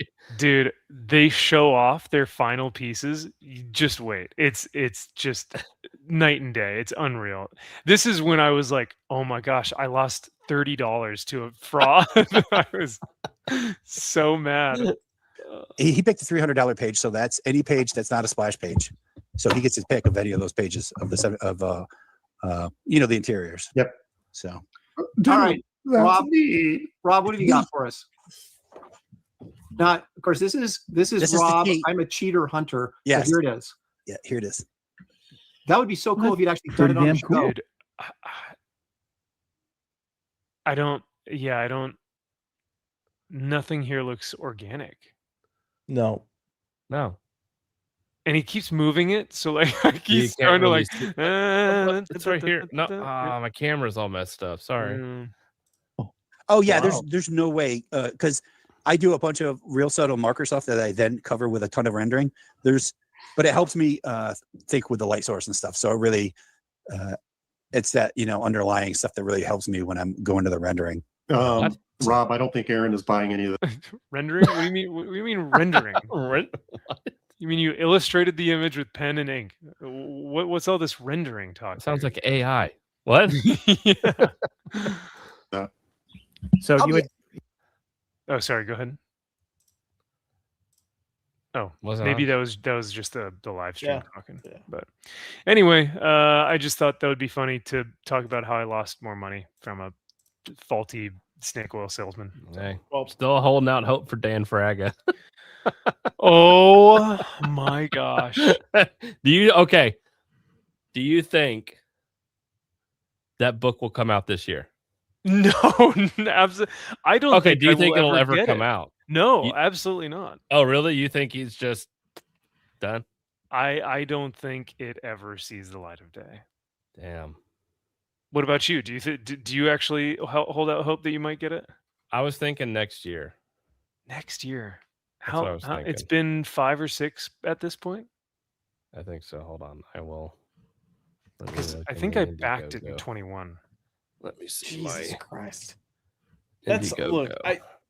I know I've said this before, but this is why the only crowdfunding that I back are friends of mine. That's it. Yeah. That's Yeah, I that's could see that. ridiculous. I'm Can't sorry. trust us either. That's true because Yeah, even but you guys are a bunch of you're late and there's mistakes in them. Yeah. yeah, but if I see y'all, I can punch you in the nuts. So Well, that's true. That's true. I can give you and a I'll hard I'll time. see you at some point. Mm-hmm. That's true. Whether it's at a Tennessee game or an Aggies game or an Indiana game, Who at a knows? convention. Now we talked about one snake oil salesman. Shall we talk about another? You mean Why not? the conversation that should have followed naturally earlier? Is that I don't know what you're talking about. You had a perfect segue that you, You did. chose not to use. Well, pussy. Yep. Perfect Anyway. segue. Yeah, even Kaiser's like, oh, you mean the original?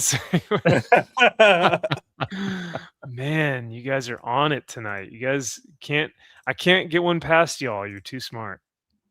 Well, oh wow, that's so racist. Come it on. really is.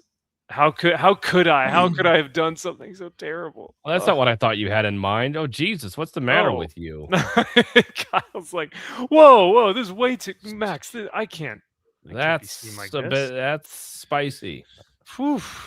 Look, I'm gonna say one. I have not seen this clip yet, so I'm trying to mentally prepare myself. But I am a little disappointed you didn't bring the clips that I sent y'all. That was these are the 3 things that I want to do better. And he's got He's got the 2 different videos where in each video all 3 things are exactly the same thing. Oh my gosh! But maybe I'll pull that up after this. Oh my god! Because that was good too. You know what? I think because they were like morning texts. I think I blocked them out of my memory because I had to have a good day that day. So I tried to forget them. And I purposely did send them in the morning to piss y'all off. Yep. That's the kind of friend I am, guys. I appreciate it. Of course. Hell Just yeah. means the world, So let's see how to make money in comics the Rippaverse way. Let me get personal with y'all. I have been writing. This is an NDA. I'm saying this because someone brought up NDA. This once again, I don't think you can NDA yourself. He does it. It's like you sound like a fucking idiot, dude. Like nobody cares. This is an NDA. Yeah, this is a non-disclosure agreement. Oh, definitely NDA. Oh, I could get in trouble for this from yourself. Okay.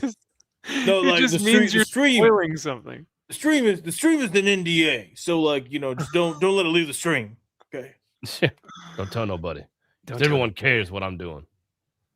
Hey, he's pointing at you. Don't tell nobody now. Hey, you hear me? Just I between pity the us. fool. Whoa, you just went from Mr. T to Fat Albert. Who else? That's we got? right. Well, it looks like he's getting a little fluffy, so let's go. Oh, here's another classic character. Who loves orange soda? Kel loves orange soda. Keenan and Kel? No, all right. Yeah. Was it orange or was it grape? I guess it was orange. It I was do. orange. I do. Ooh. Yeah. Ooh, yes, sir. That was that was what I grew up on. I didn't see. Well, I was about to say I don't see color. It was all love back then. Fragaboom. This is NDA. Black Flag. Sorry, April 25th, 2020 at 4:52 p.m. is when I backed that book. 2020. Wow. 2020. Wow. April 25th. We are coming up on 6 years. This April will be. I think you should post something, Kyle. I think I will. Or maybe if you do a Comics Elite book, or like if you guys are doing a review, you should have the Black Flag book that was originally published, and be like, I have one. Oh, weird. How'd this get in here? I wonder if there will be a follow up to this after 6 years or something. I don't I know. would love to see it. Yeah. Actually, I don't want to even see it at this point. I'm just like I understand I lost money on this. It was $111 I pledged on that. For you. I was about to say, wait a second. For me. Hey, we've all spent $75 to $100 on stuff, right? Are you sure? On something. Well, maybe not Josh, but let's see what Right he now. has to say. I don't know how it's gonna land, but I've been working on 2 books that are not comic books, like how-to books, basically. Do you think he came up with this after Gary did his book? Yep. Maybe. Probably. And maybe Yep. saw the success of that and was like, I should write something. He wants to say, "Oh, I'm a real writer now." Shit. Maybe. A real book. Well, because his thing has always been business. He's got the business channel and moving professionally and moving differently. So yeah, but his business channel's retarded as well. Like Yeah. And the book would be about how to lose several $1 million in no time. It would be interesting to read if you could read it. I don't know. Yeah. And I just don't know what the market is for that, something like that. I probably will release it digital as well, in addition to the physical copy. But I've been writing basically a kind of Rippaverse, how to make money in comics, like the Rippaverse way. And I think I'm so sorry that I keep pausing this, but it's like you can't get through a sentence without saying something. That means that, say there are a couple thousand people who want to read this book.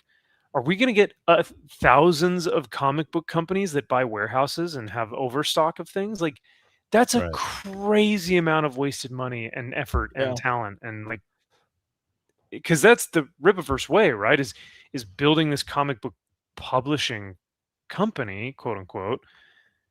Not everyone can do that. Yeah. Right. So- You But hit at the right moment in the zeitgeist for people to Yeah. give a shit about you, and you struck while the iron was hot, and you have nothing, and you are a dumbass, and your product sucks, and no one cares about it, and you're losing fans, and you're losing money. But go ahead and keep telling me how your business is being ran into the ground. Hey, yeah. But we're not crowdfunding. We're gonna do something similar to crowdfunding, but it's not crowdfunding. It's pre-selling. And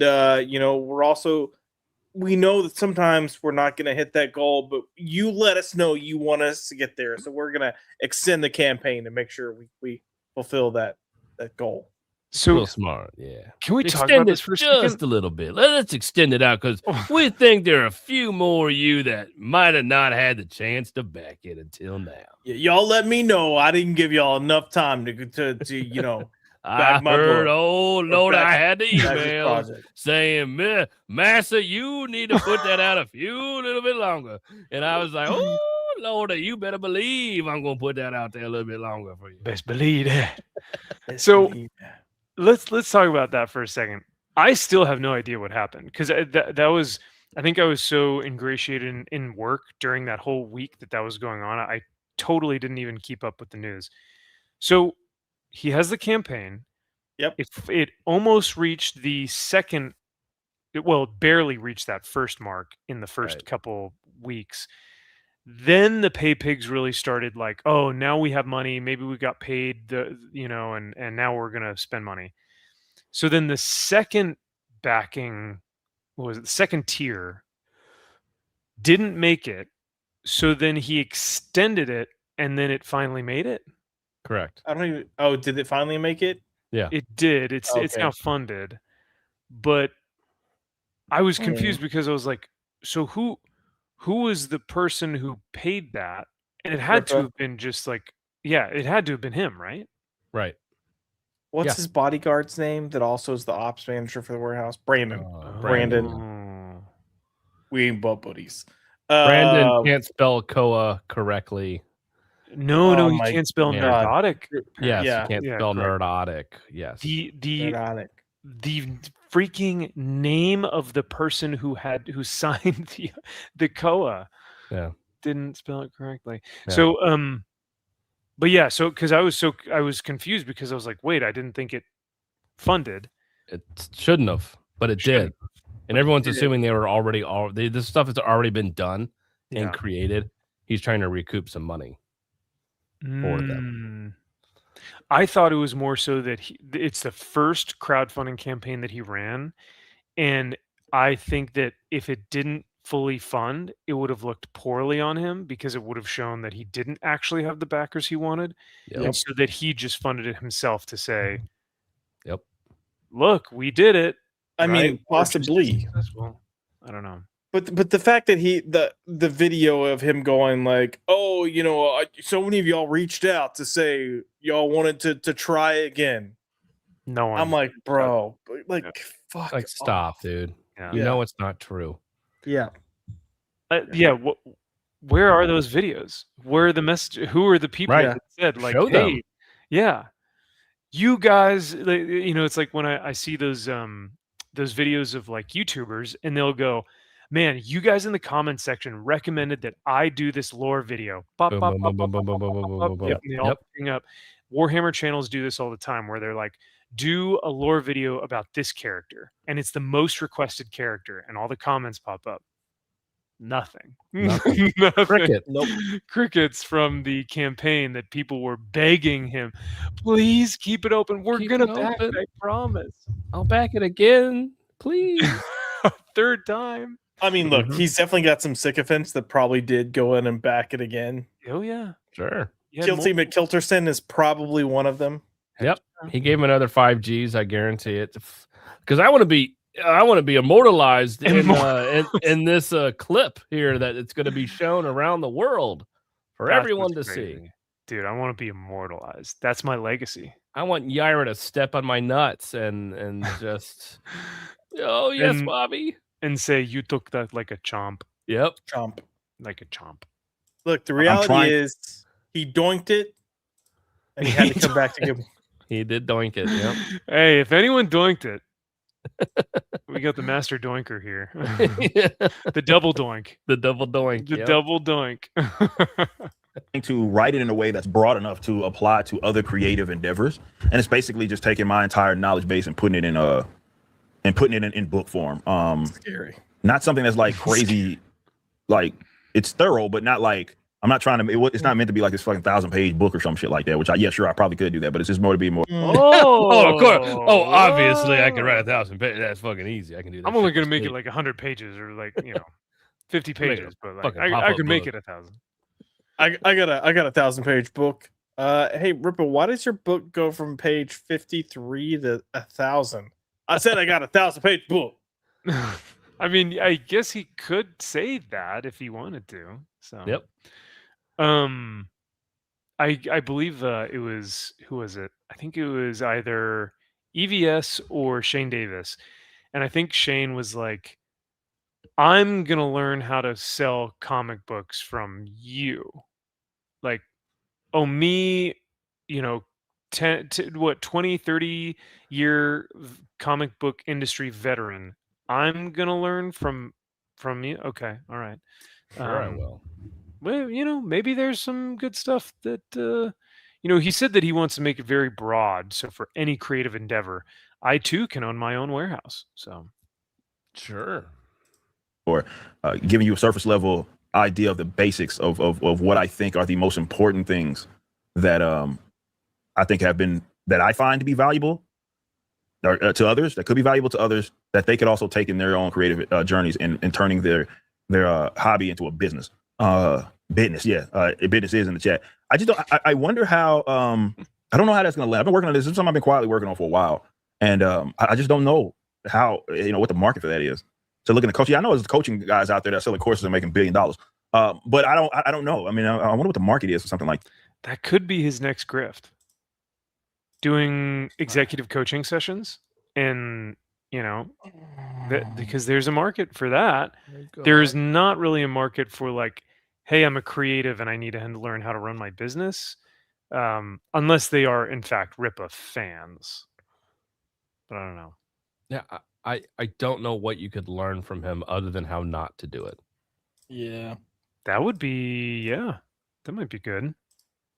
It is good to know what not to do in some of these scenarios. So like he hasn't learned anything. I don't know, because this next clip, it seems like he's doing pretty well, though, Kyle. Oh, he is, It eh? seems like he's learned a lot in the Oh. past, few years that he's opened the Rippaverse. So, hand raise, before we get to this next clip, can we acknowledge the fact that he said he's been working on this for a while quietly? Quietly working. Quiet. This ninja doesn't do anything quietly. Okay, just well, he may be as secretive as a ninja, but he's really a pirate. What the fuck? By the way, Hibbity all up in that jibbity. Amen. Uh-huh. So, Eric did a live stream as a pirate because the new campaign that Josh, you doing all right down there? Oh, he's trying to. You probably drank something, and yeah, okay. So the new campaign that was launched, Daughter's Revenge, I believe it's called, is a pirate book from J. David or Drunk 3PO, and I think X-Wing is the other guy who wrote it. And it's this. I haven't gotten a chance to look at it, but they are going to do it through Ripasend, and Ripa said that if they were to raise a certain amount of money, that he would dress up as a pirate for a full 7 days. So he will be dressing as a pirate for the next week. Why? But as he did so, what? I need somebody in the chat to please take the SpongeBob SquarePants opening and recreate it with Ripa, but make it ghetto. For the love of God, anyone! Oh my gosh, somebody, he please. does look like that. Yeah. Hey, who lived in that pineapple under the sea? Yep. Hey, that'd be SpongeBob SquarePants. With some crackhead. Hey, could be a crackhead. So, one of his, beautiful, wonderful chatters asked him a question, and he has a very, very thoughtful answer to that. So I don't know if this is the exact timestamp, so we may have to play it for a second. But let me see if I can find. But yeah. But yeah, I can't put my headphones on. I don't know how we're gonna work that one out. Yeah. Earbuds. Maybe I gotta get some like earphones, maybe. Yeah, like earbuds. Yeah, this sucks. Well, what are you listening to other than yourself? Brand something. If you're discussing the show, discussing the Somalis dressed as a pirate. I mean, he could be a Somali pirate. Yeah. I can't. Them pearls. Either Eric, really? I can't. There was a super chat about. Let's see. No, not that one. No, I'm sorry. I'm not. If that's what she wants to do, I'm down for it. Is he playing with himself? himself? What's he doing? Yeah. Oh, he's trying to tuck his shirt in. Why? Like What? he's sitting down, you can't see it. Yeah, that's a good question. It just looks like he's fondling himself. Like He's just playing around. That's very odd. Down there. Maybe he gets off to it. I don't know. Well, look for them pearls. Either Eric, that look behind you. It's all over. Look behind you. It's all. You get yellow flash. Yellow flash was like. Well, do I seem?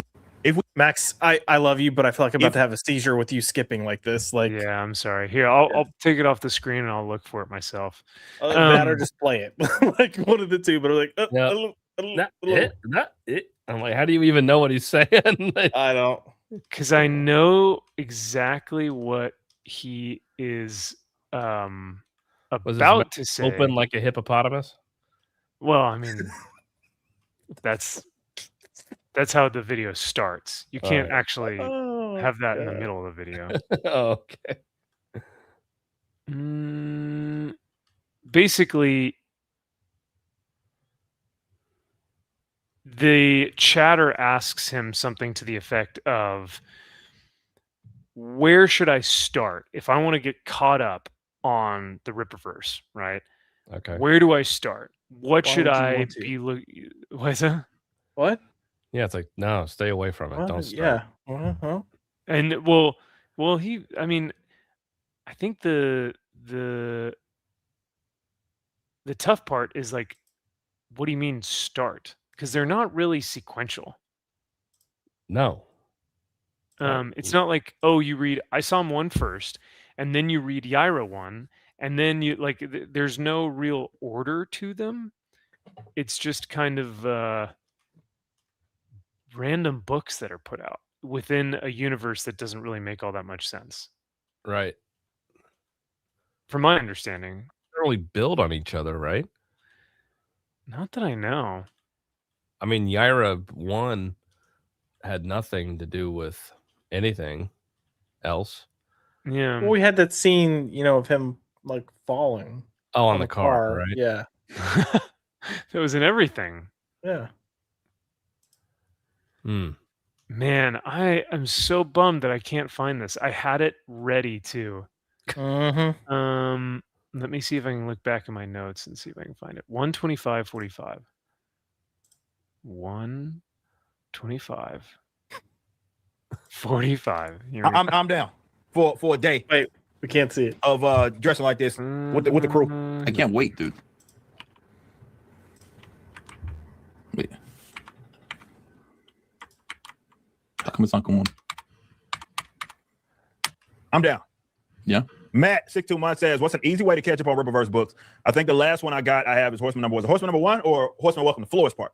So I love that answer. Yeah, it's like sorry, you're already an idiot. Like, he goes, I have Horseman, but I don't know where to start. And he goes, well, did you get the first Horseman book or did you get Horseman number 1? Because Horseman number 1 is the first book of the Horseman series. But if you got Horseman number 1, Welcome to Flores Park was the first book of the Horseman series, which is the graphic novel that was the first published Horseman graphic novel that we made.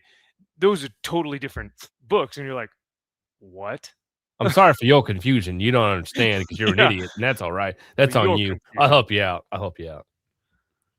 Gosh dang. So that alone, I was just like, oh my gosh, that's beautiful. That's a great answer. Just which Horseman, right? Not Horseman number 1, but Horseman Welcome to Flores Park. Welcome to Flores Park, which is the first, because Welcome to Flores Park came out before issue number 1. Correct. But it's not number 1. It's not number 1. That poor kid is probably like, what? Which one do I read? I don't know. I just want to read Horseman. Yeah. The first book, if it's the first book that we released, that was Horseman Welcome to Flores Park. That was a graphic novel. Yeah. And since then, for Horseman, we released Horseman 1 and 2. Okay. So that looks like it was written for a modern audience. So it's TMF Squid. So all our the omnibus, I don't know if we're still selling the omnibus. Can you see if you're you can't ship it soon enough? But I don't know if if we're still selling it. That was an easy one. CC Tops Beardlight says, "Why the animosity been gone well? Do I seem like full of animosity?" It's hard to say. If we, wow, bro, it's not working now. An extra book. The internet has to. He then also answers a question where or maybe he talks more about like where to start, not just Horseman, but like where to start in the series as a whole, which was the omnibus. But then he said something else. He wants us in 6 figures, so I will be at MegaCon dressed like a pirate. Damn. I want to puppeteer Pirate Eric. Because it's if you want to get caught up on the Rippaverse in general, obviously, you want to read every book, right? Because there it is. There it is. I'll play that one more time. So he asks, how do I get caught up on the Rippaverse? And because there's no sequential order to anything, because you can't, he could probably say, well, if you want to get caught up, or if you want to like really get an understanding of the Rippaverse, either find a character that you like and stick with that series, or maybe you could do like ISOM 1, then ISOM 2, then, which is like maybe the sequential order of the entire universe. But no, he just goes, nah, buy them all. Read them all. You need all my books. All my books. Because it's if you want to get caught up on the Rippaverse in general, obviously, you want to read every book, right? You want to read every right? book. Of course you do. Of course you do. You know you want to. If you want to get caught up on the Rippaverse, yeah, you want to know all what's going on. And if you want all the details, you got to make sure you get the Rippazine too. Because that's a good point. Now they're all out of print. You got to go find them on eBay, but but we listen. We got some deleted scenes in there, so you know. Yep. But it's canon, even though it's deleted, it's canon, so you need to read it. Yep. That to me, man, is so. When I heard that, I nearly spit out my drink. I was like, "You said what now?" Because you know that poor kid is just like, "Should I? Excuse me, Mr. Mr. Eric D. July, I would like to spend money on your comic books, please, because I would like to support you, and I don't know which book to read yet. And he's like, oh, you read all of them. You read all. You give me that money, boy. You read all day books. How much money you got? How much money you got? How much money you got in them pockets, boy? Let me see. Listen here, boy. You're gonna take your crack ass and go on to Rippaverse.com. Spy Yeah. everything. And Hey, make you sure you get robbing some me? trendy shorts while you're at it. I'm gonna make you my pay pig. I'm gonna make you my pay pig. You read all the Rippaverse books. Yep. It's like so predatory. It's like, bro, no, give him like legitimately answer his question and give him some books to read. If you want to get caught up on the Rippaverse, do the omnibus or start with one character and find out which one you like the best and then finish that series, right? And then you can expand out. But no, he goes, no, you read all them books. You read all them books, boy. I spent a lot of money on them books. You gonna read every one of them. You gonna read all of them. I'm like, that's why you created an omnibus. Is it not true, dumbass? Like you want everybody to read all these books together because there's a reason they're put together. You would Because think. you want everyone to read all of them together. Yeah. Maybe start there. And that would be my thought as well. But if they aren't even sequential, if it's just like, here's 10 of my best books in an omnibus and they have no correlation, you're just going to be reading single issues of books that are just like, okay, that was that book, I guess.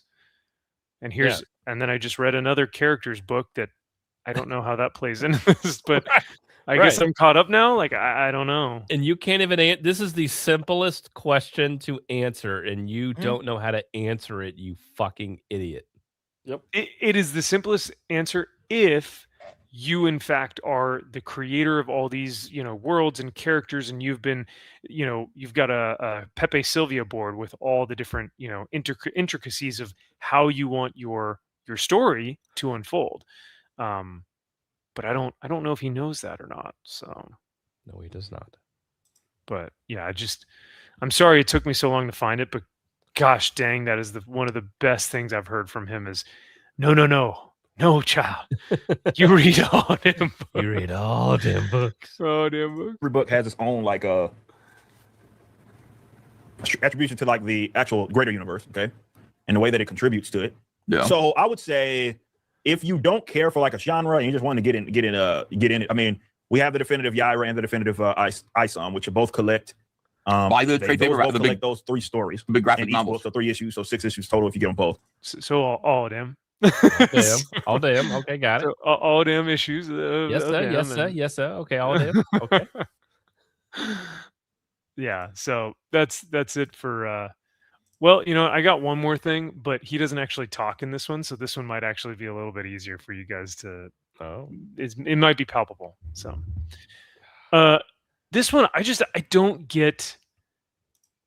So I know a lot of people don't like him. I actually really like the Geeks and Gamers crew. I think they're hilarious, and I think they're really funny, and they've got some creative, talented guys in there.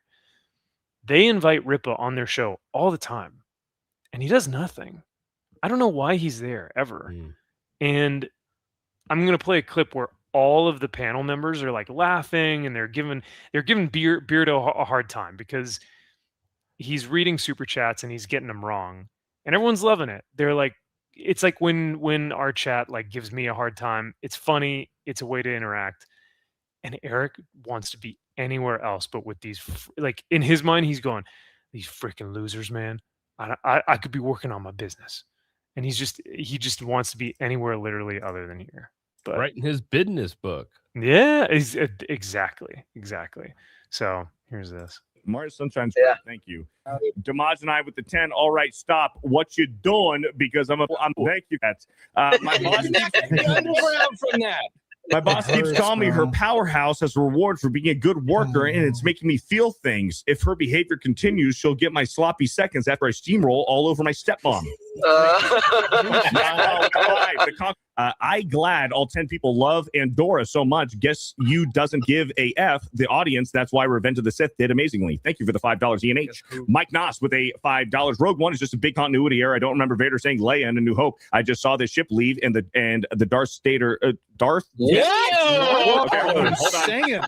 I'm reading too quick. I'm reading too quick. Hold on. I'm reading too quick. But they're just words. They're not hard words. I'm trying to power through.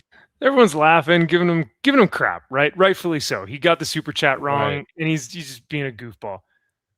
Eric wants to die. He's not even paying attention. Yeah, look, this is how he was when he was on Wes's channel forever ago. Really? Yeah, like he seemed like he couldn't be bothered, dude, to sit there and have a conversation until like you directly asked him a question, and he might answer unless you actually asked about anything Ripper related, and then he would answer.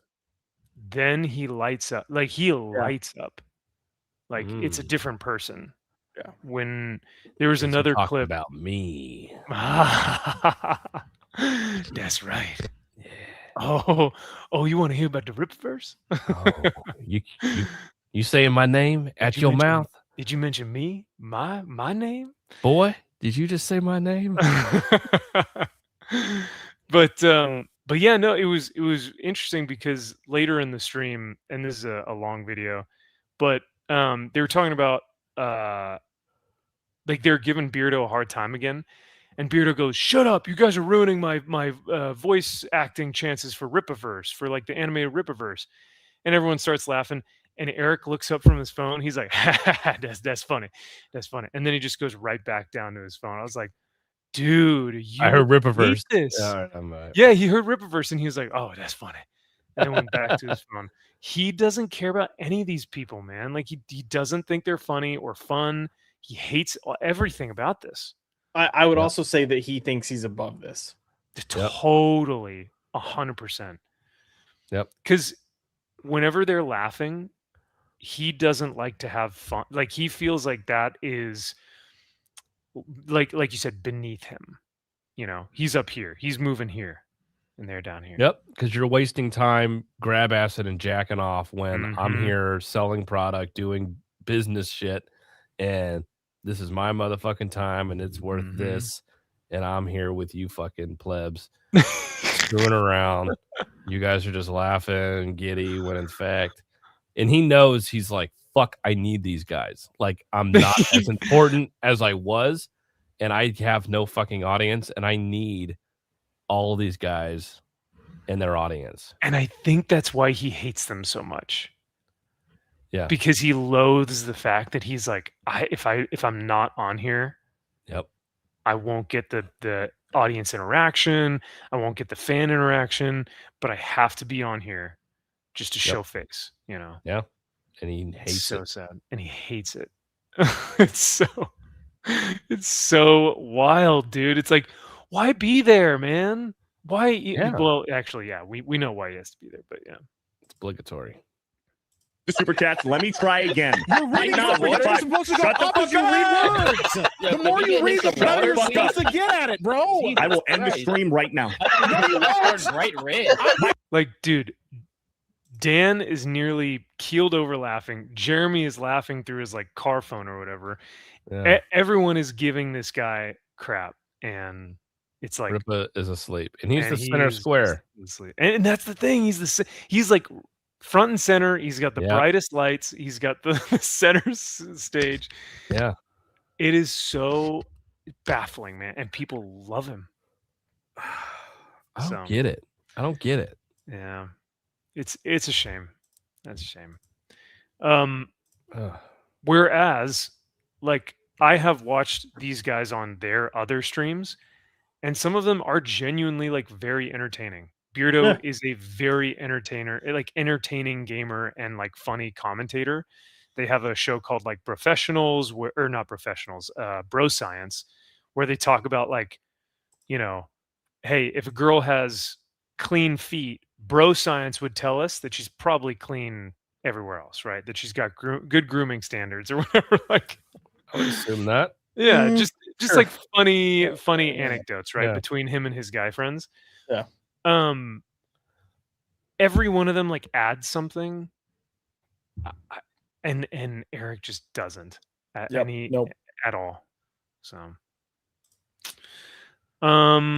loser, loser, loser. Loser. Well, I think that is about it. I think that covers almost everything that um I've been. So every time, full disclosure, every time I see something, whenever we don't get to hang out, like if it's been like a week or 2 weeks, I have a Word doc of just all the funny stuff that I see, and I'm like, I have to show this to the guys whenever we get to hang out. But Josh hates me for it because a lot of it is Ripa. So I mean, look, it's fun. I'm glad we do it, but it is funny. You are getting natural reactions of how he frustrates the hell out of me because I think he's so stupid. Yeah, it takes a toll. That's for sure. I mean, if I didn't like it, then I wouldn't send y'all stuff when I found stuff of him. You know, that's fair. That's fair. Yeah, because I have three goals that I'm working on for 2026 to make my products better. The first goal is to become more efficient as a writer. The second goal is to do better about getting products out faster. It's like, is that the same thing? If you're more efficient, yeah, then that would make more sense. Yeah. My third goal is to clean up our processes so we get stuff out to you better. I think that comes with being efficient and faster. Where these are all synonyms. They're synonyms. Yep. So you have a goal. You have You have one goal. And you know what's funny? You've got a second video now of the 3 things you want to work on as well. And it's I want to be a better writer. I want to become more diverse in my writing. And I want to continue to branch out with my writing. Oh, okay. Yeah. Again, those are all the same things. Even if he said like, I want to incorporate more of the characters into the, it's like, that's writing. Yeah. Whatever you're talking about with your stories, that's writing. You want to just be a better writer. So that's a good goal. And is that need to be said? Isn't that just obvious? I mean, it should be. You would want to always be getting better as a writer. Right. I mean, that's the goal. Like you said. If you called him out for saying like, "Hey, you just said the same goal 3 times in just 3 different ways," but you said the same thing, you'd be like, "No, you don't understand the nuance of what I'm actually trying to do here." Yeah. Do you run a business? Oh, I didn't think so. Let me explain to you when you run a business how you need to have separate goals. All right. I know you're confused. Let me break it down. I apologize that you're a dipshit. So when you're the idiot. Can you imagine having an idiot tell you, "Let me explain this to you," and you're like, "What? You're the idiot." To my old boss, yeah. Oh well, there you go. Yeah, there's always one. You know, she got fired, so who cares? Hell yeah. Who's the idiot now? Yeah. Boom goes the dynamite. Look at that. Mm-hmm. Yeah, that is funny because Josh, that correlates directly to, I think we showed a clip a week or 2 ago where there was a super chatter that sent him a super chat and was like, despite printing on the wrong side of the page, having your books come out late, not being able to fund something, and doing something else. Like he mentioned all these things that he failed at. He was like, "What other things do you want to get better at the Riververse?" And Eric flat out was like, I don't know what you're talking about, any of that other stuff. But, I do think we could be more efficient. And it's like, that won't fix anything. More efficient? What are you talking about, man? If no one's buying your stuff, like, yeah. So I think he's kept that same narrative, Josh, because he took that super chat and made it into, I'm gonna talk about my goals about being efficient. It's like, but I'm not going to talk about how I am a fuck up and how I'm going to make sure that we don't fuck up any more books. My goal this year is to not have a single fuck up in any book. There you go. That's number 1 goal. Even if he said, I'm allowing us to maybe have 1 mistake, I still would be like, hey, that's better than the 3 that you had this previous year. Yeah, glaring, horrible mistakes. We don't even care if it's a fucking comma splice. Like, I'll take that. Fine. Jared from Comics League, what's happening, dude? He says, "Hey boys, what's up? How's it going, man? Great to see you. Hope you're doing well, and hope your campaign is doing fantastic with your book." Kaiser says, "Dang, I work every other Saturday, and I work that Saturday." Ugh. Oh yeah, who's asking why I haven't been on Wes's channel? It's been two things: work and my brother's running for Just of the Peace. So that's right. I've been yeah. spending some Saturdays trying to help and support and do that. So Man, good on you, brother. yeah. Oh yeah. But I know that it's tough because it takes a toll, because when your weekend is meant for like rest and recovery and then you don't get that, it feels like you Mhm. roll right back into that next week. Yeah, And it's like, oof. indeed. Jack Frost says that was an artistic choice, Josh. That's right. That wasn't a business decision. That was an No. artistic It's decision. an artistic choice. Yeah. We were trying to get the motion of that, double page spread. We wanted you to feel When- the moment. Cinematic. Yeah. When it's cinematic in nature. Yeah. When you're panning across, you don't pan 2 pages like that. You pan you pan 2 pages as you go. Wait, hold on. Okay, now I can. If you flip it and then you now go, I get the "Oh, full now-" scope of the scene. Mhm. There we go. I still can't believe that's an excuse. Like Yeah. when you actually sit down and you just think, when you think about that excuse, you go, "Oh my God, that's awful." Yeah. Yep. That's one of the worst things I've ever heard. I always love the phrase, when you really just think about it, it's like, what have I not been doing? I've already been thinking about it. No wonder. Yeah, of course I've been thinking about it. That's a crazy Overthink. thing to say. Yeah. All right. Well, I think we can probably dip out here. But it's been fun to give you all some fun videos, and hey, at least we got to show you guys some campaigns to back. Like Death Raider and Horror Not Hate. Yeah. Those are some Hey. fire projects that are going to Those be are doing winners. some good stuff. Dan Fraga's stuff, whenever that's going to come out. So It's a lock. yeah, it's still not too late. I'm sure you can still back in. I don't know. If the Oh, he'll campaign's still still- take your money, I bet. Yeah. Oh, he'll take it. That's for sure. I'll take it all day. I needed to pay that light bill. Thanks. Yep. Thanks, buddy. Appreciate it. Wait, no. I thought I was buying the book. Yeah. Yeah. I don't Well, think so. the lights help me to make the book because I need light yeah, to draw. yeah. So Yeah. See, that works. it works out. It works out. Mm. Yeah. But well, congratulations to Indiana University Hoosiers for a 16-0 perfect season, and maybe one of the greatest stories ever told in sports history. Yep. It'll be a Moneyball. It's a Moneyball situation. So we will see the film within the next decade, and Yeah. get And a we're all fun- going. I'm getting tickets for everybody. We're all going. Hey. See it on the IMAX, baby. You guys are flying in, and we're gonna go down to Bloomington to watch the fucking movie. Hell yeah. I'm down. I'll watch it. Yep. And then we'll be like, we were there. We there, witnessed man. that. We experienced that. Yep. Maybe not there as in, 3,000 or no, what was it? 4,000? I think it was 3,700 for literally the last row in the stadium. Yeah. Yeah, it was insane. We were thinking about going. We thought Amy and I were both really considering going. I believe it. I don't. But Yeah. not for that. That's retarded. But that's like we were thinking. I wouldn't blame. Even if you did, I wouldn't blame you because I'd be like, that's history. Yeah. That's cool. But Josh, what were you gonna say? Well, one, I think I might judge you that's almost a Max level, but I get it.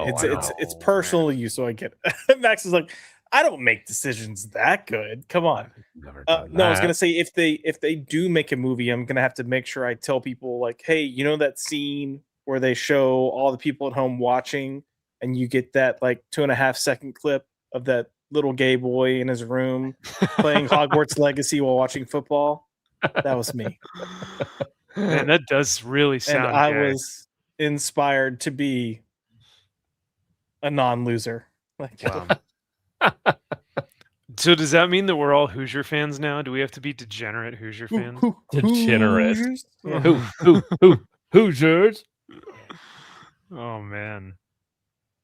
So that's a no. That's a yes. Yeah. I mean, I'll root for them, but I don't think I can become a fan, like where I have like merch of them and stuff. But I mean, Keep being a loser. That's fine.